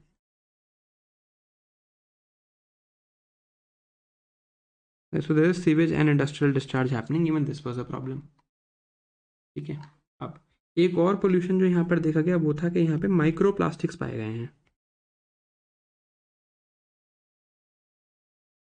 अब माइक्रो प्लास्टिक्स आर ऑब्वियसली नाम से क्लियर है, plastics that have a very small size.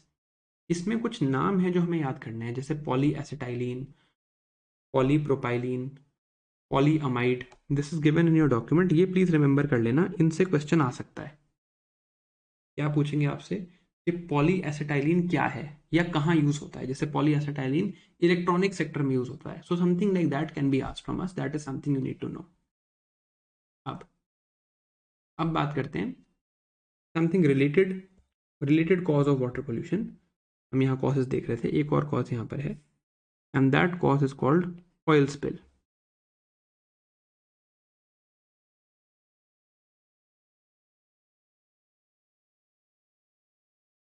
Oil spill में क्या होता है, ऑयल स्पिल में बेसिकली जो ऑयल टैंकर्स होते हैं, we are carrying oil throughout the world.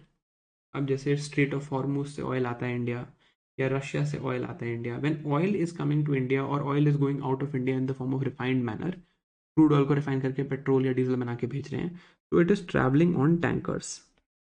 Now these tankers for some reason can develop some or the other leakage. If they were to develop a leakage, what is going to happen? Oil is going to leak on to the surface of water. अब oil जो होता है वो water से कम dense होता है। तो अगर आप ऑयल स्पिल आपने कभी देखा हो, तो if this is the body of water, ये मान लीजिए पूरा वाटर है, तो ऑयल जो है वो यहाँ पर एक ऐसी लेयर बना लेता है। You would see a layer of oil. So something like this would happen, that this would be the oil and this is water. तो ऑयल उसके ऊपर एक लेयर बना लेता है। उससे क्या होता है, ऑब्वियसली एयर में ऑक्सीजन है, oxygen now can not reach the water, तो dissolve oxygen levels go down. ये इम्पैक्ट है जो मरीन एनिमल्स हैं उनके लिए टॉक्सिक है, और ऑब्वियसली वहाँ की जो फिशिंग इंडस्ट्री है, जो इको टूरिज्म है, वो सब कम होता है। Now, various oil spills have happened in the past 2-3 years, and that is why it has been in the news. अब ऑयल स्पिल से नुकसान होगा ये तो है ही। ऑयल होगा तो वो ऑक्सीजन को नीचे आने नहीं देगा, डिजॉल्व ऑक्सीजन कम होगा, एक्वेटिक ऑर्गेनिजम्स की डेथ होगी। द पॉइंट इज, इसको रोकते कैसे हैं? How do you contain this? How do you contain an oil spill? So containing an oil spill has two types of methods. One is physical method. Physical method में हम क्या करते हैं, basically हम इसको और स्प्रेड होने से रोक रहे हैं, राइट? तो यहाँ पर कुछ डिवाइसेस होती हैं जैसे कि बूम्स। बूम्स क्या होते हैं? फ्लोटिंग बैरियर होते हैं, बूम बैरियर होते हैं, right? There are skimmers. Skimmers they technically help to skim oil the surface of the water, मतलब वो जो सरफेस पे वाटर होता है उसको स्किम करने में हेल्प करते हैं, हटाने में करते हैं, या स्पॉन्ज भी लगा सकते हो अब ऑब्जॉर्प्शन के लिए। This is physical method. There is another method which is a biological method. This biological method we have already read called bioremediation. इसमें हमने एक बैक्टीरिया भी पढ़ा है जो इंडिया के टेरी इंस्टीट्यूट ने बनाया था, साइंस एंड टेक में हमने पढ़ा था, कॉल्ड ओलियोवोरस एस, ऑयल जैपर बैक्टीरिया।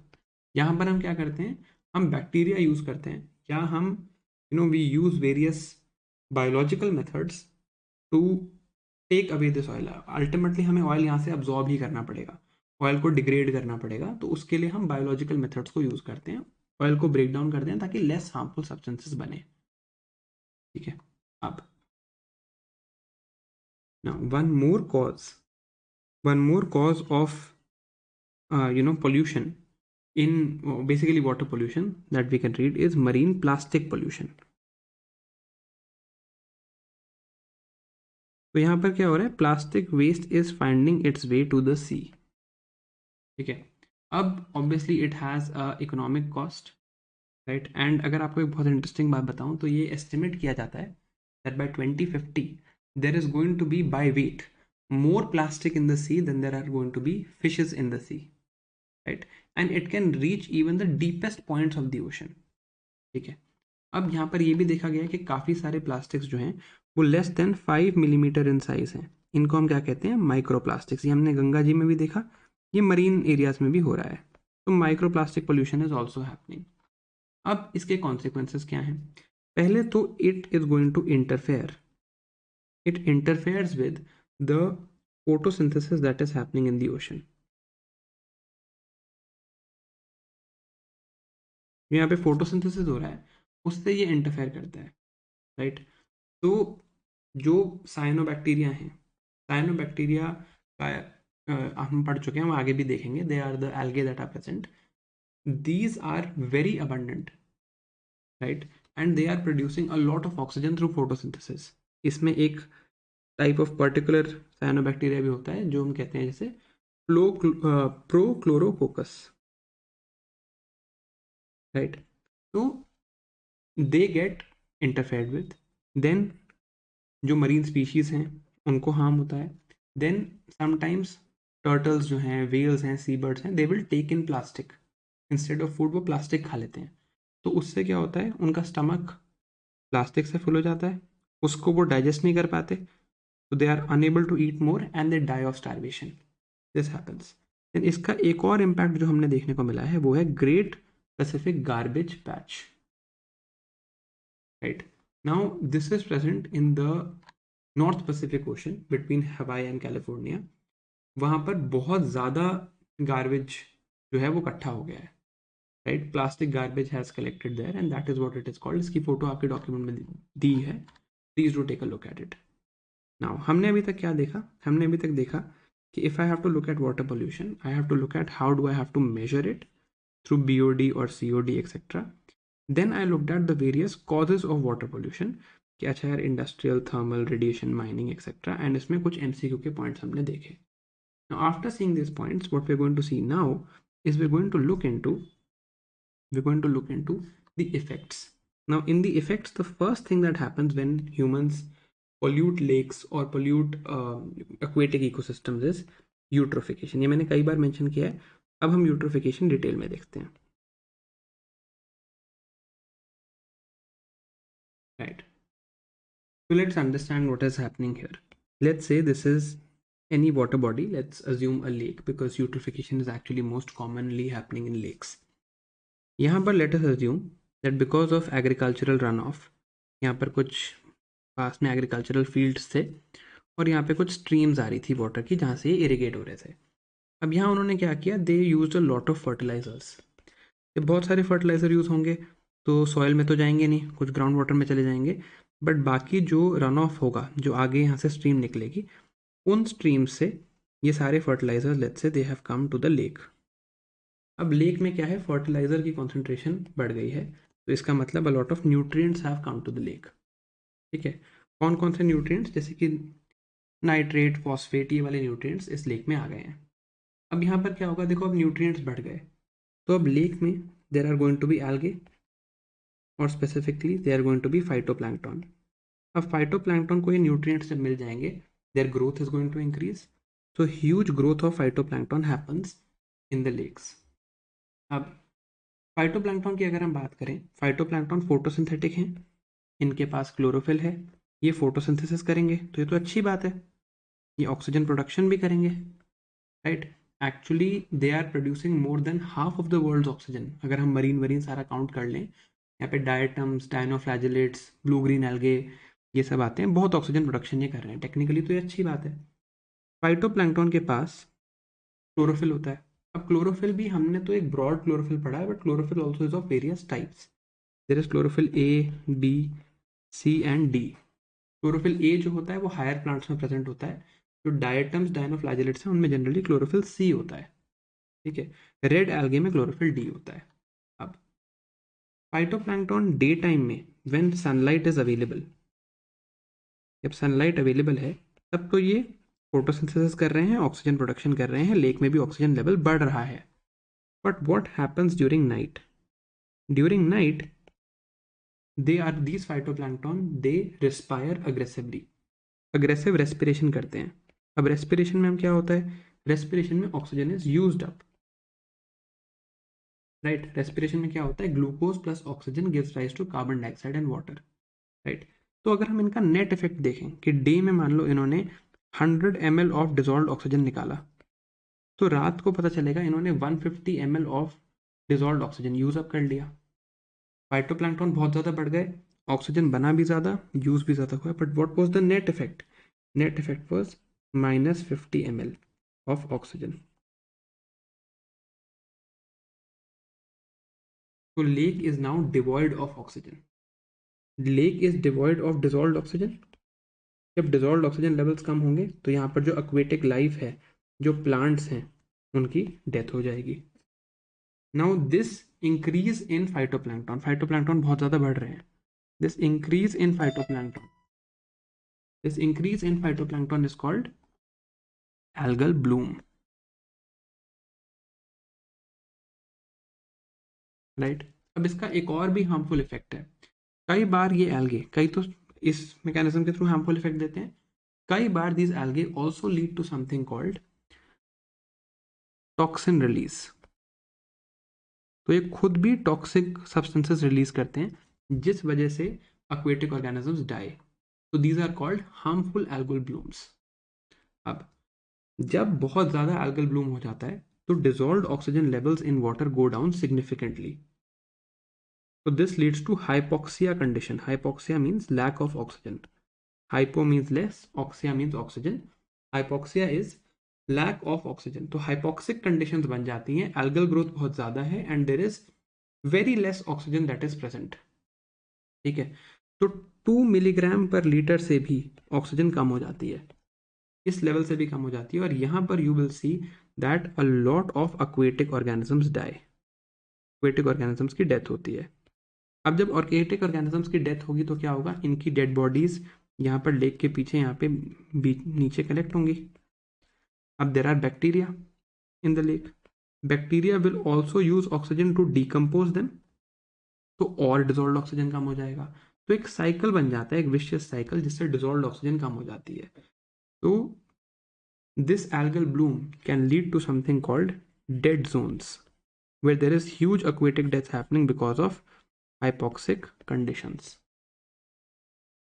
ठीक है। अब related term to this is called blue tide. Blue tide अभी हमें देखने को मिला था। There is red tide also, there is green tide also. This is what we are reading is blue tide. ये जो algal bloom होता है, इससे related terms हैं red tide या brown tide. Red and brown tide is basically nothing but another name for these algal blooms. अभी मुंबई में, मुंबई की कोस्ट पे हमें देखने को मिली something called blue tide. Now what is blue tide?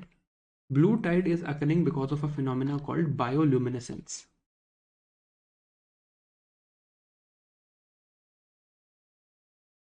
अब luminescence का मतलब होता है something that lights up. Bio means living. So a living thing that actually produces light. हुआ क्या था कि there were phytoplankton that were present. Phytoplankton that were present in the beaches of Maharashtra, right? अब ये क्या करते हैं, ये फाइटोप्लैंक्टन, ये फोटोसिंथेसिस करते हैं and they have some chemical reaction. उस केमिकल रिएक्शन में ये प्रोटीन्स प्रोड्यूस करते हैं। इस प्रोटीन प्रोडक्शन के टाइम पे, अब मान लीजिए ये एक वाटर बॉडी है, यहाँ पर सारे एल्गे हैं। जब वेव्स आएंगी, स्पेशली बीच पे जब वेव्स आएंगी, तो एल्गा डिस्टर्ब होंगे, तो ब्लू लाइट रिलीज होती है। That is what was happening. तो blue tide was seen on Maharashtra beaches recently. ठीक है।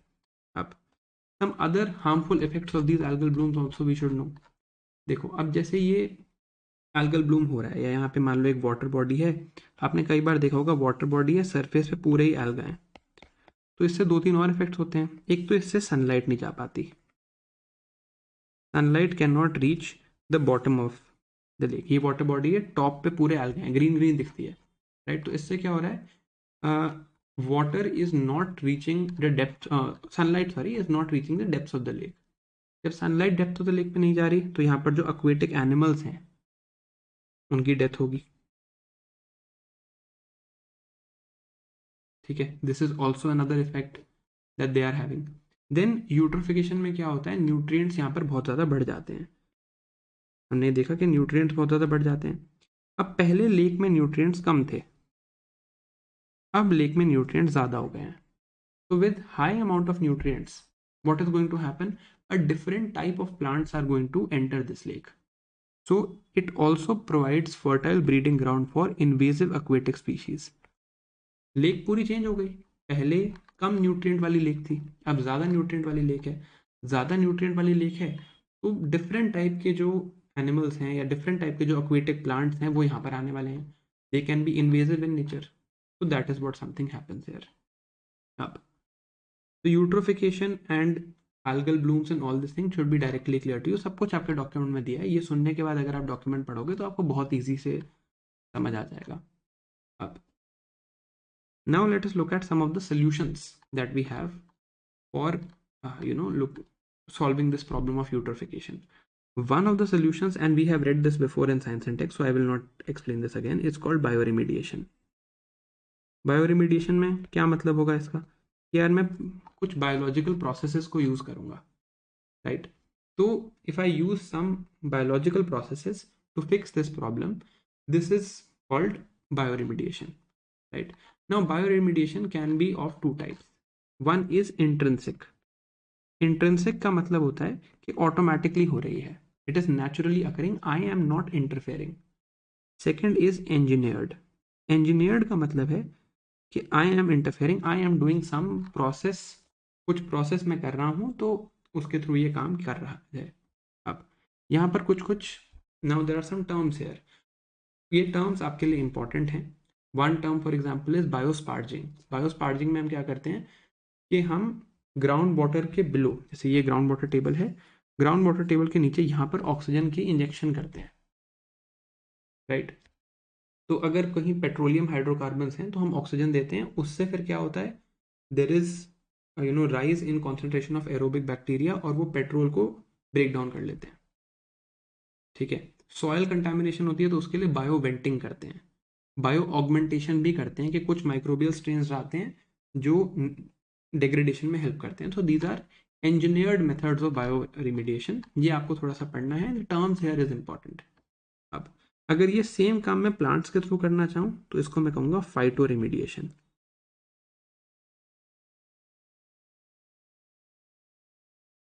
फाइटो मीन्स प्लांट्स, तो phyto remediation is if I am using plants to reduce pollutants. ये हमने पढ़ा है यूकेलिप्टस प्लांट्स के लिए भी, और बाकी जो डॉक्यूमेंट में दिया है प्लीज डू रीड दैट। अब the next thing that we have to see, and this is actually fairly important, is sewage treatment। अब sewage was a major reason for pollution, तो सीवेज ट्रीटमेंट हम कैसे करते हैं ये हमें देखना है। अब ये सीवेज ट्रीटमेंट में we have to see the treatment that we give out for bio toilets also, and the treatment that is generally used for normal sewage treatment. इसको हम जरा समझते हैं। ऑल राइट, तो let us understand the process of sewage treatment first, then we'll understand what bio toilets are. तो देखो जो domestic sewage होती है उसमें क्या क्या होता है। Sewage treatment will be removing all the harmful particles from here. तो पहले देख लेते हैं कि हार्मफुल क्या क्या है यहाँ पर। तो there are suspended solids, right, there is some iron manganese type metals, and there are obviously some bacteria etc। तो यहाँ पर कुछ स्टेप्स हैं। पहला चीज़ क्या है कि ये जो भी हमारा सीवेज वाटर निकलता है फ्रॉम आर होम्स, इस सीवेज वाटर में there are floating and somewhat suspended particles, right. इस वाटर में सस्पेंडेड पार्टिकल्स हैं, फ्लोटिंग पार्टिकल्स हैं, जिनको हमें हटाना है। तो यहाँ पर जो फर्स्ट स्टेप है वो है कोएगुलेशन। कोएगुलेशन का मतलब है we add things like alum. Alum add करेंगे तो जितने भी ये सस्पेंडेड पार्टिकल्स हैं they will all stick together and come to the bottom like this. This is coagulation। The fine particles they clump together and they settle at the bottom of the tank। तो पहले हमने coagulation किया। coagulation करने के बाद हम क्या करते हैं, जो वाटर अभी ऊपर वाटर रह जाएगा और बॉटम पे आपके पार्टिकल्स रह जाएंगे। इस वाटर को then you know put it through the next step which is filtration. Now whatever impurities are there वो इस फिल्टर के थ्रू निकल जाती हैं। फिल्टर कभी सैंड और ग्रेवल का बना होता है, कभी कभी क्रश्ड कोल का भी होता है। अब फिल्ट्रेशन करने के बाद जो आपको वाटर मिला उसको फिर से एक टैंक में डालते हैं, and here we allow it to settle और we make it flow very slowly. तो जो बचा हुआ हैवी पार्ट है इस वाटर में वो बिल्कुल अगेन बॉटम पे सेटल हो जाएगा और टॉप पे क्लियर वाटर होगा। अब क्लियर वाटर बाहर आया, अब इस वाटर को क्या करना है, इसको हमें डिसइंफेक्ट करना है। डिसइंफेक्ट करने के लिए we use something called chlorine. Chlorine आप इसके बारे में पढ़ चुके हो, it is a halogen gas. Chlorine use करते हैं। Chlorination does help in removing these pathogens and basically makes the water clean. Sometimes क्या होता है कि ये क्लोरोफॉर्म बना सकता है। Chloroform is CHCl3 after reacting with the organic matter present there, and harmful byproduct can also be formed। But अगर आपने कोएगुलेशन भी कर ली है, फिल्ट्रेशन भी कर ली है, सेडिमेंटेशन भी कर ली है, ये सेटलिंग वाले स्टेप को हम सेडिमेंटेशन कहते हैं, ये तीनों काम कर लिए हैं, तो उसके बाद ये नहीं होना चाहिए ideally. Now the other thing that we can use here is called ozone. Ozone can also be use here, but ozone में प्रॉब्लम क्या है कि कॉस्टली ज़्यादा होता है वो। Then once this is done, अब जो हमारे पास वाटर बचेगा इसमें हमें क्या क्या एडजस्ट करना है, हमें तीन चीज़ें एडजस्ट करनी है। एक तो हमें इसका फ्लोराइड लेवल एडजस्ट करना है, तो हमें डीफ्लोरिडेशन करनी पड़ती है, राइट। एलम भी यूज़ कर सकते हैं, सोडियम कार्बोनेट भी यूज़ कर सकते हैं। फिर हमें इसका पीएच लेवल ठीक करना होता है, तो पीएच लेवल में हम लाइम ऐड करते हैं। And lastly we have to remove iron which is a common contaminant. Iron remove करने के लिए ये नॉर्थ ईस्ट में स्पेसिफिकली ज़्यादा है, तो we basically use oxidation of iron. Then sometimes in selected regions we also have to remove arsenic from here, so arsenic treatment भी करनी पड़ सकती है। तो ये चार स्टेप हैं। so firstly you would want coagulation, then filtration, then sedimentation। उसके बाद once these three steps are done you would do chlorination, then you would have these 4 steps: fluoride removal, pH optimal, iron optimal and arsenic optimal. ये सारे steps हम करते हैं so that we can then treat this sewage water, and then this sewage water is safe. अगर आप इसको directly discharge करोगे तो बहुत pollution करता है, and this is the job of a sewage treatment plant. Similarly, इससे एक linked idea है of bio toilets. Bio toilets में क्या है ये देखते हैं. See, in our toilets, especially on trains or in remote sites, what happens is that there is feces in the water in the toilet. अभी यहाँ water के साथ जाएगी and it will go into something called the septic tank. और generally ये जाता है फिर sewage water में, and of course it leads to coliform count and it leads to pollution. हम चाह रहे हैं कि ये जो feces water mixture है इसको हम कम से कम, basically we want as little as possible कि ये जो फीसेस है ये डायरेक्टली यहाँ से डिस्चार्ज हो, सीवेज वाटर में जाए, राइट. हम चाह रहे हैं कि rather than taking this sewage to a sewage treatment plant, हम यहीं पे ट्रीट कर लेते हैं at the stage of the toilet. तो हम क्या करते हैं, मान लीजिए ये टॉयलेट है, टॉयलेट से जो भी टॉयलेट वाटर आ रहा है with faeces and water whatever is coming, we put it first into a digester tank. अब यहाँ पर जो मेन स्टेप है वो क्या है, इस डाइजेस्टर टैंक में there are anaerobic bacteria. Anaerobic bacteria मतलब bacteria that work without the presence of oxygen. तो इस टैंक में कुछ ऑक्सीजन नहीं है, देर आर एनारोबिक बैक्टीरिया. ये एनारोबिक बैक्टीरिया क्या करेंगे, इस फीसीज को डिसॉल्व करेंगे. They will dissolve this faeces, they will digest and dissolve this faeces. ठीक है, जब ये डिसॉल्व हुआ, फीसीज डाइजेशन हुआ, उसके बाद relatively clear water would be there. Now this is not fit for consumption. It's not, ऐसा नहीं है कि बिल्कुल डन है, सब कुछ सही हो गया है. इसके बाद फिर इसमें कुछ एफ्लुएंट ट्रीटमेंट करनी पड़ेगी हमें, but yes it will be fit to discharge. और ट्रेन्स पे ये काफ़ी काम आता है, राइट. तो बायोडाइजेस्टर मैकेनिज्म यूज़ करते हैं. एनारोबिक डाइजेशन यहाँ पर हमारा मेन पर्पस रहता है, राइट. अब यहाँ पर क्या होता है, आफ्टर एनारोबिक डाइजेशन किसी भी आप ऑर्गेनिक कंपाउंड में विदाउट ऑक्सीजन अगर डाइजेशन करोगे तो क्या बनेगा, CH4 मीथेन या बायोगैस बनेगी. So this is one more thing that happens, right. अब ये हमारे ट्रेन्स के लिए स्पेसिफिकली काफ़ी अच्छी चीज़ है. तो इंडियन ट्रेन्स पे ये मैकेनिज्म फॉलो किया जाता है. Now you might think that bacterial digestion is happening here, but actually one thing that might surprise you is that actually यहाँ पर ओडर कम हो जाता है, क्योंकि डाइजेशन हो जाती है, the faeces gets completely digested, we get relatively clear fluid, तो ओडर भी कंट्रोल हो जाता है यहाँ पे. That is the idea of bio toilets. अब हमने जब ट्रीटमेंट देखी तो हमने बायो रेमिडिएशन देखा, हमने यहाँ पे यूट्रोफिकेशन देखा, और हमने सीवेज ट्रीटमेंट की टेक्निक देखी. अब हमें ये पता ही है कि यार गंगा जी में जो पोल्यूशन हो रहा है वो एक मेजर इशू है. तो गैंजेस के पोल्यूशन को रोकने के लिए हमने एक प्रोग्राम लाया था जिसका नाम था Namami Gange. Now what will do is will understand the logic behind the Namami Gange programme and how it is structured. इसको समझेंगे. ठीक है, स्टार्ट करते हैं. So in the Namami Gange project or the Namami Gange program, what happened was that इससे पहले we had something called Ganga action plan. अब Ganga action plan government का चल रहा था, 4,000 करोड़ का खर्चा भी हो गया था 30 साल में, बट कुछ ज़्यादा इम्प्रूवमेंट हुई नहीं. तो फिर हमने देखा something called Ganga river basin management plan. ये बनाया था हमारे IIT का एक कंसोर्शियम था, बहुत सारे IIT साथ मिले and they came up with this plan. ये 2013 में पब्लिश हुआ. 2014 में जब नई गवर्नमेंट आती है, they now launched this program called Namami Gange program. Namami Gange program was meant to clean and rejuvenate river Ganga ji, है ना. तो अब यहाँ पर क्या किया गया, what was done here, this was basically an idea of revamping the entire system. तो पहले क्या था, यहाँ पर एक चीज़ होती थी called national Ganga river basin authority.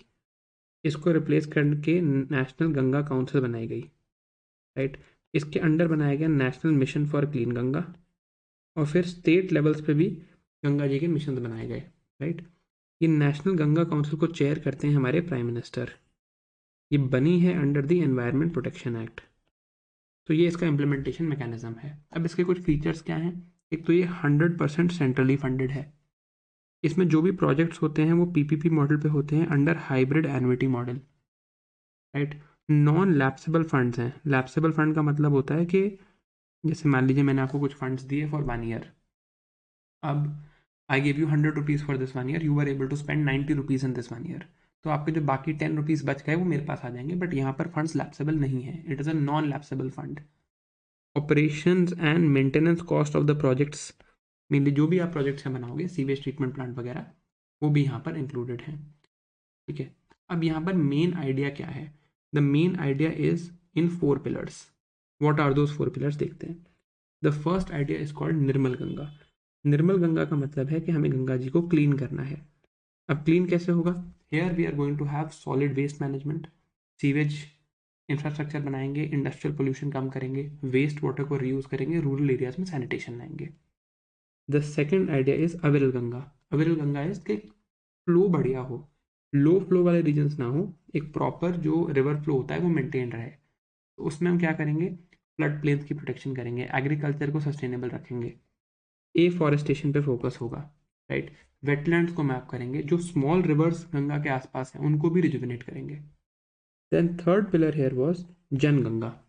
जन Ganga was that people will get involve, community engagement करेंगे, Ganga run, Ganga Utsav, we will celebrate the spirit of Ganga ji with the people. Basically community involvement के लिए एक पिलर था Jan Ganga. And the fourth pillar was Gyan Ganga.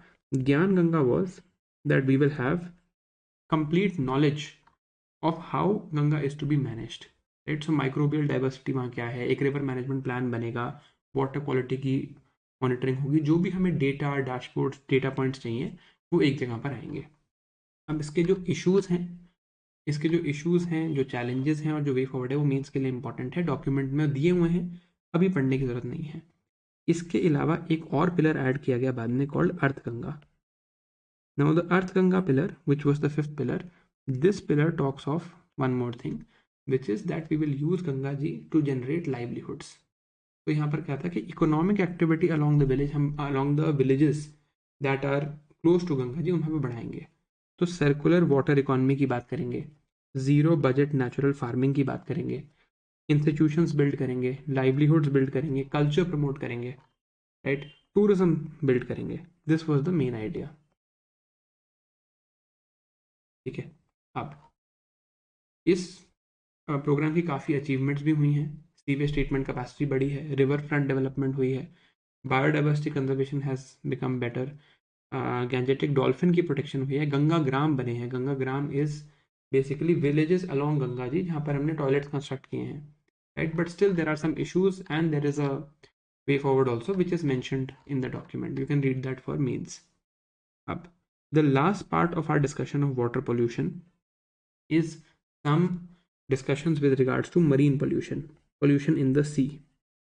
तो marine pollution की अगर आप डिस्कशन देखोगे तो सबसे पहले डिस्कशन हम करते हैं अबाउट लंदन कन्वेंशन। अब लंदन कन्वेंशन आई थी 1972 में, और इस कन्वेंशन का क्या लॉजिक था कि जो सी में वेस्ट डंपिंग होती है, dumping of waste at sea, that dumping of waste should not happen.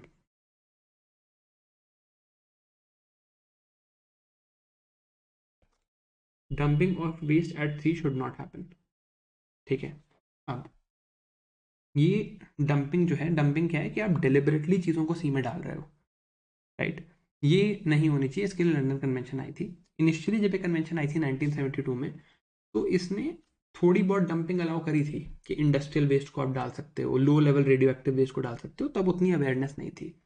But over time it has become more and more strict.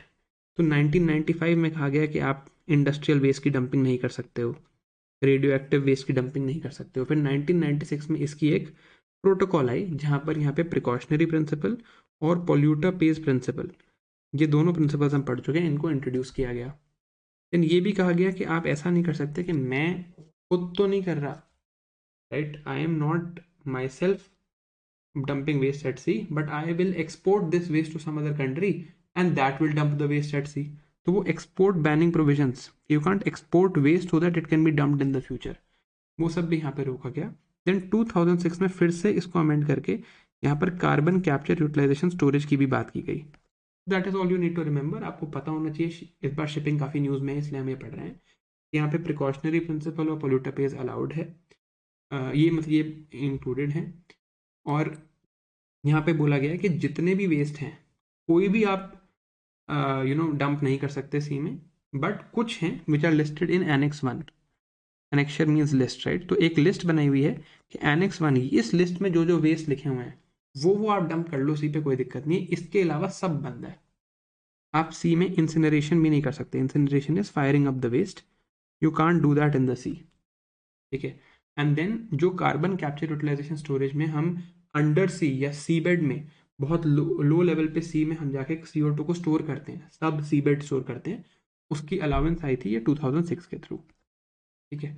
Now another marine convention that is very much asked, and although I can't teach you the whole convention here, आपको जरूर IR में इसको detail में पढ़ना चाहिए, is UN clause। UN clause कई बार पूछा गया है, डॉक्यूमेंट में दिया भी हुआ है, आई एम श्योर आपको पता भी होगा, ज्योग्राफी में भी पढ़ते हैं कि टेरिटोरियल सी कितनी होती है, फिर कंटिगुअस जोन क्या होता है, फिर एक्सक्लूसिव इकोनॉमिक जोन क्या होता है, right? And then what is continental shelf and how these disputes are settled, ये इंपॉर्टेंट है। थोड़ा सा ब्रीफ आपको यूएन क्लॉज के बारे में बताऊं तो यूएन क्लॉज के अंदर एक्चुअली 3 बॉडीज बनी हैं। One is international tribunal for the law of the sea, जो ये यूएन क्लॉज के डिस्प्यूट्स को सेटल करता है। Then there is international sea bed authority. International sea bed authority का क्या काम है? That is the body that is actually looking at sea bed beyond national jurisdiction. National jurisdiction तक जो सी बेड है वो तो ठीक है, बट उसके बियॉन्ड जो हाई सी है, हाई सी में जो सी बेड है उसको देखती है international sea bed authority. And then there is commission on limits of continental shelf. हर कंट्री क्लेम कर सकती है हमारा कॉन्टिनेंटल शेल्फ बड़ा है, जितना ज़्यादा कॉन्टिनेंटल शेल्फ होगा उतना ज़्यादा आपको रिसोर्सेज का एक्सेस मिलेगा। आई होप आपको यूएन क्लॉज आता है तो आपको ये चीज़ पता होगी, या तो ज्योग्राफी में या आईआर में। This thing is very important, इसके सारे प्रोविजंस पढ़ लेना। तो ये जो commission on limits of continental shelf है ये कंट्रीज के क्लेम्स को डिटरमाइन करता है, राइट? नाउ जो ये इंटरनेशनल सी बेड अथॉरिटी है, it is looking at a treaty called high seas treaty. देखो हाई सीज ट्रीटी क्या कहना चाहती है कि मान लो देखो बहुत सारे कंट्रीज हैं, there are a lot of countries that are present, right? अब मान लो यहाँ पर कंट्रीज हैं, यहाँ पर कंट्रीज हैं, यहाँ तक तो सी इनकी जुरिस्डिक्शन में है और यहाँ तक भी सी इनकी जुरिस्डिक्शन में है एज पर UNCLOS. What about this part of the sea जहाँ पे ना किसी कंट्री का EEZ है, ना किसी के कंटिगुअस वाटर्स हैं, किसी का क्लेम नहीं है, no country has its EEZ here, this part of the sea is treated as a global common. That means global common means available to all, इसको ग्लोबल कॉमन कहा जाता है, right? Now in this global common this is basically 2/3 of the world's oceans, right? अब यहाँ पर ये बात करी जाती है कि इसको हम कैसे रेगुलेट करेंगे। अब देखा जाए तो about half of the earth's oxygen is coming from here, ठीक है? और यहाँ पर हमें प्रोटेक्शन करनी है। तो अब हमने इसको इस पार्ट को, अब ये क्या होगा, देखो ऐसे वाटर का कॉलम होगा और बॉटम पे सी बेड होगा। तो वाटर कॉलम को हम कहते हैं हाई सी, और ये जो सी बेड है इसको कहते हैं द एरिया। और इसी को रेगुलेट करने के लिए हमारे पास हाई सीज ट्रीटी है। अभी हाई सीज ट्रीटी में क्या क्या है? हाई सीज ट्रीटी में आपका जितने भी प्रिंसिपल्स हमने पहले पढ़े हैं, राइट, वो सारे यहाँ पर एस्टैब्लिश्ड हैं। तो यहाँ पर कॉन्फ्रेंस ऑफ पार्टीज होती है जो इसके बारे में डील करती है इससे। यहाँ पर EIA का प्रोविजन है, यहाँ पर पॉल्यूटर पेस प्रिंसिपल का प्रोविजन है, यहाँ पर प्रिकॉशनरी प्रिंसिपल का प्रोविजन है। यहाँ पर अगर आप कोई ट्रेडिशनल नॉलेज यहाँ से यूज़ कर रहे हो तो free and prior informed consent का प्रोविजन है। देन जो स्पेशल आइलैंड डेवलपमेंट स्टेट्स हैं, SIDS, जो स्मॉल आइलैंड डेवलपमेंट स्टेट्स हैं, जो LDCs हैं, उनके लिए क्या है? स्पेशल प्रोविजंस हैं। देन यहाँ पर इंफॉर्मेशन शेयरिंग अगर होनी है तो जैसे हमने कार्टेजना प्रोटोकॉल में देखा था, यहाँ पर भी एक क्लियरिंग हाउस मैकेनिज्म है। And it supports the 30x30 target. 30x30 target हमने कहाँ देखा है? Kunming Montreal global biodiversity framework, उसका जो 30x30 टारगेट है उसको भी ये सपोर्ट करता है। This is the idea of the high seas treaty. This is our entire discussion of water pollution, जितना हमने आज पढ़ा इन वन स्क्रीन। यहाँ से शायद आपको पढ़ा नहीं जा रहा होगा, but we have discussed all these things today, right? And we have now completed our discussion of water pollution. अब देखिए एनवायरनमेंट में जो हमारा बहुत ही छोटा सा पार्ट रह गया है, that is our discussion on the other parts of pollution जो मिसलेनियस पोल्यूशन के हैं। rather than recording it as one class of 3 hours, I'm going to give you 2 classes of 1.5 hours each. तो एक ये 1.5 hours की class हो गई, I'll give you one more class of 1.5 hours जिसमें जो बाकी पार्ट्स ऑफ पोल्यूशन है वो अपलोड कर दिए जाएं। ये डॉक्यूमेंट वाटर पोल्यूशन का और ये लेक्चर हम साथ में अपलोड कर रहे हैं. वाटर पोल्यूशन ऑलरेडी अपलोडेड है. The next document is going to talk about miscellaneous parts of pollution. तो जो मिसलेनियस पार्ट्स ऑफ पोल्यूशन है अब हम उसकी बात करेंगे, जैसे कि sound pollution, radio active pollution, Stockholm convention वगैरह वगैरह. Now you will see that part of the document being discussed. वो डॉक्यूमेंट भी और ये वाली क्लास भी साथ में हम अपलोड कर रहे हैं.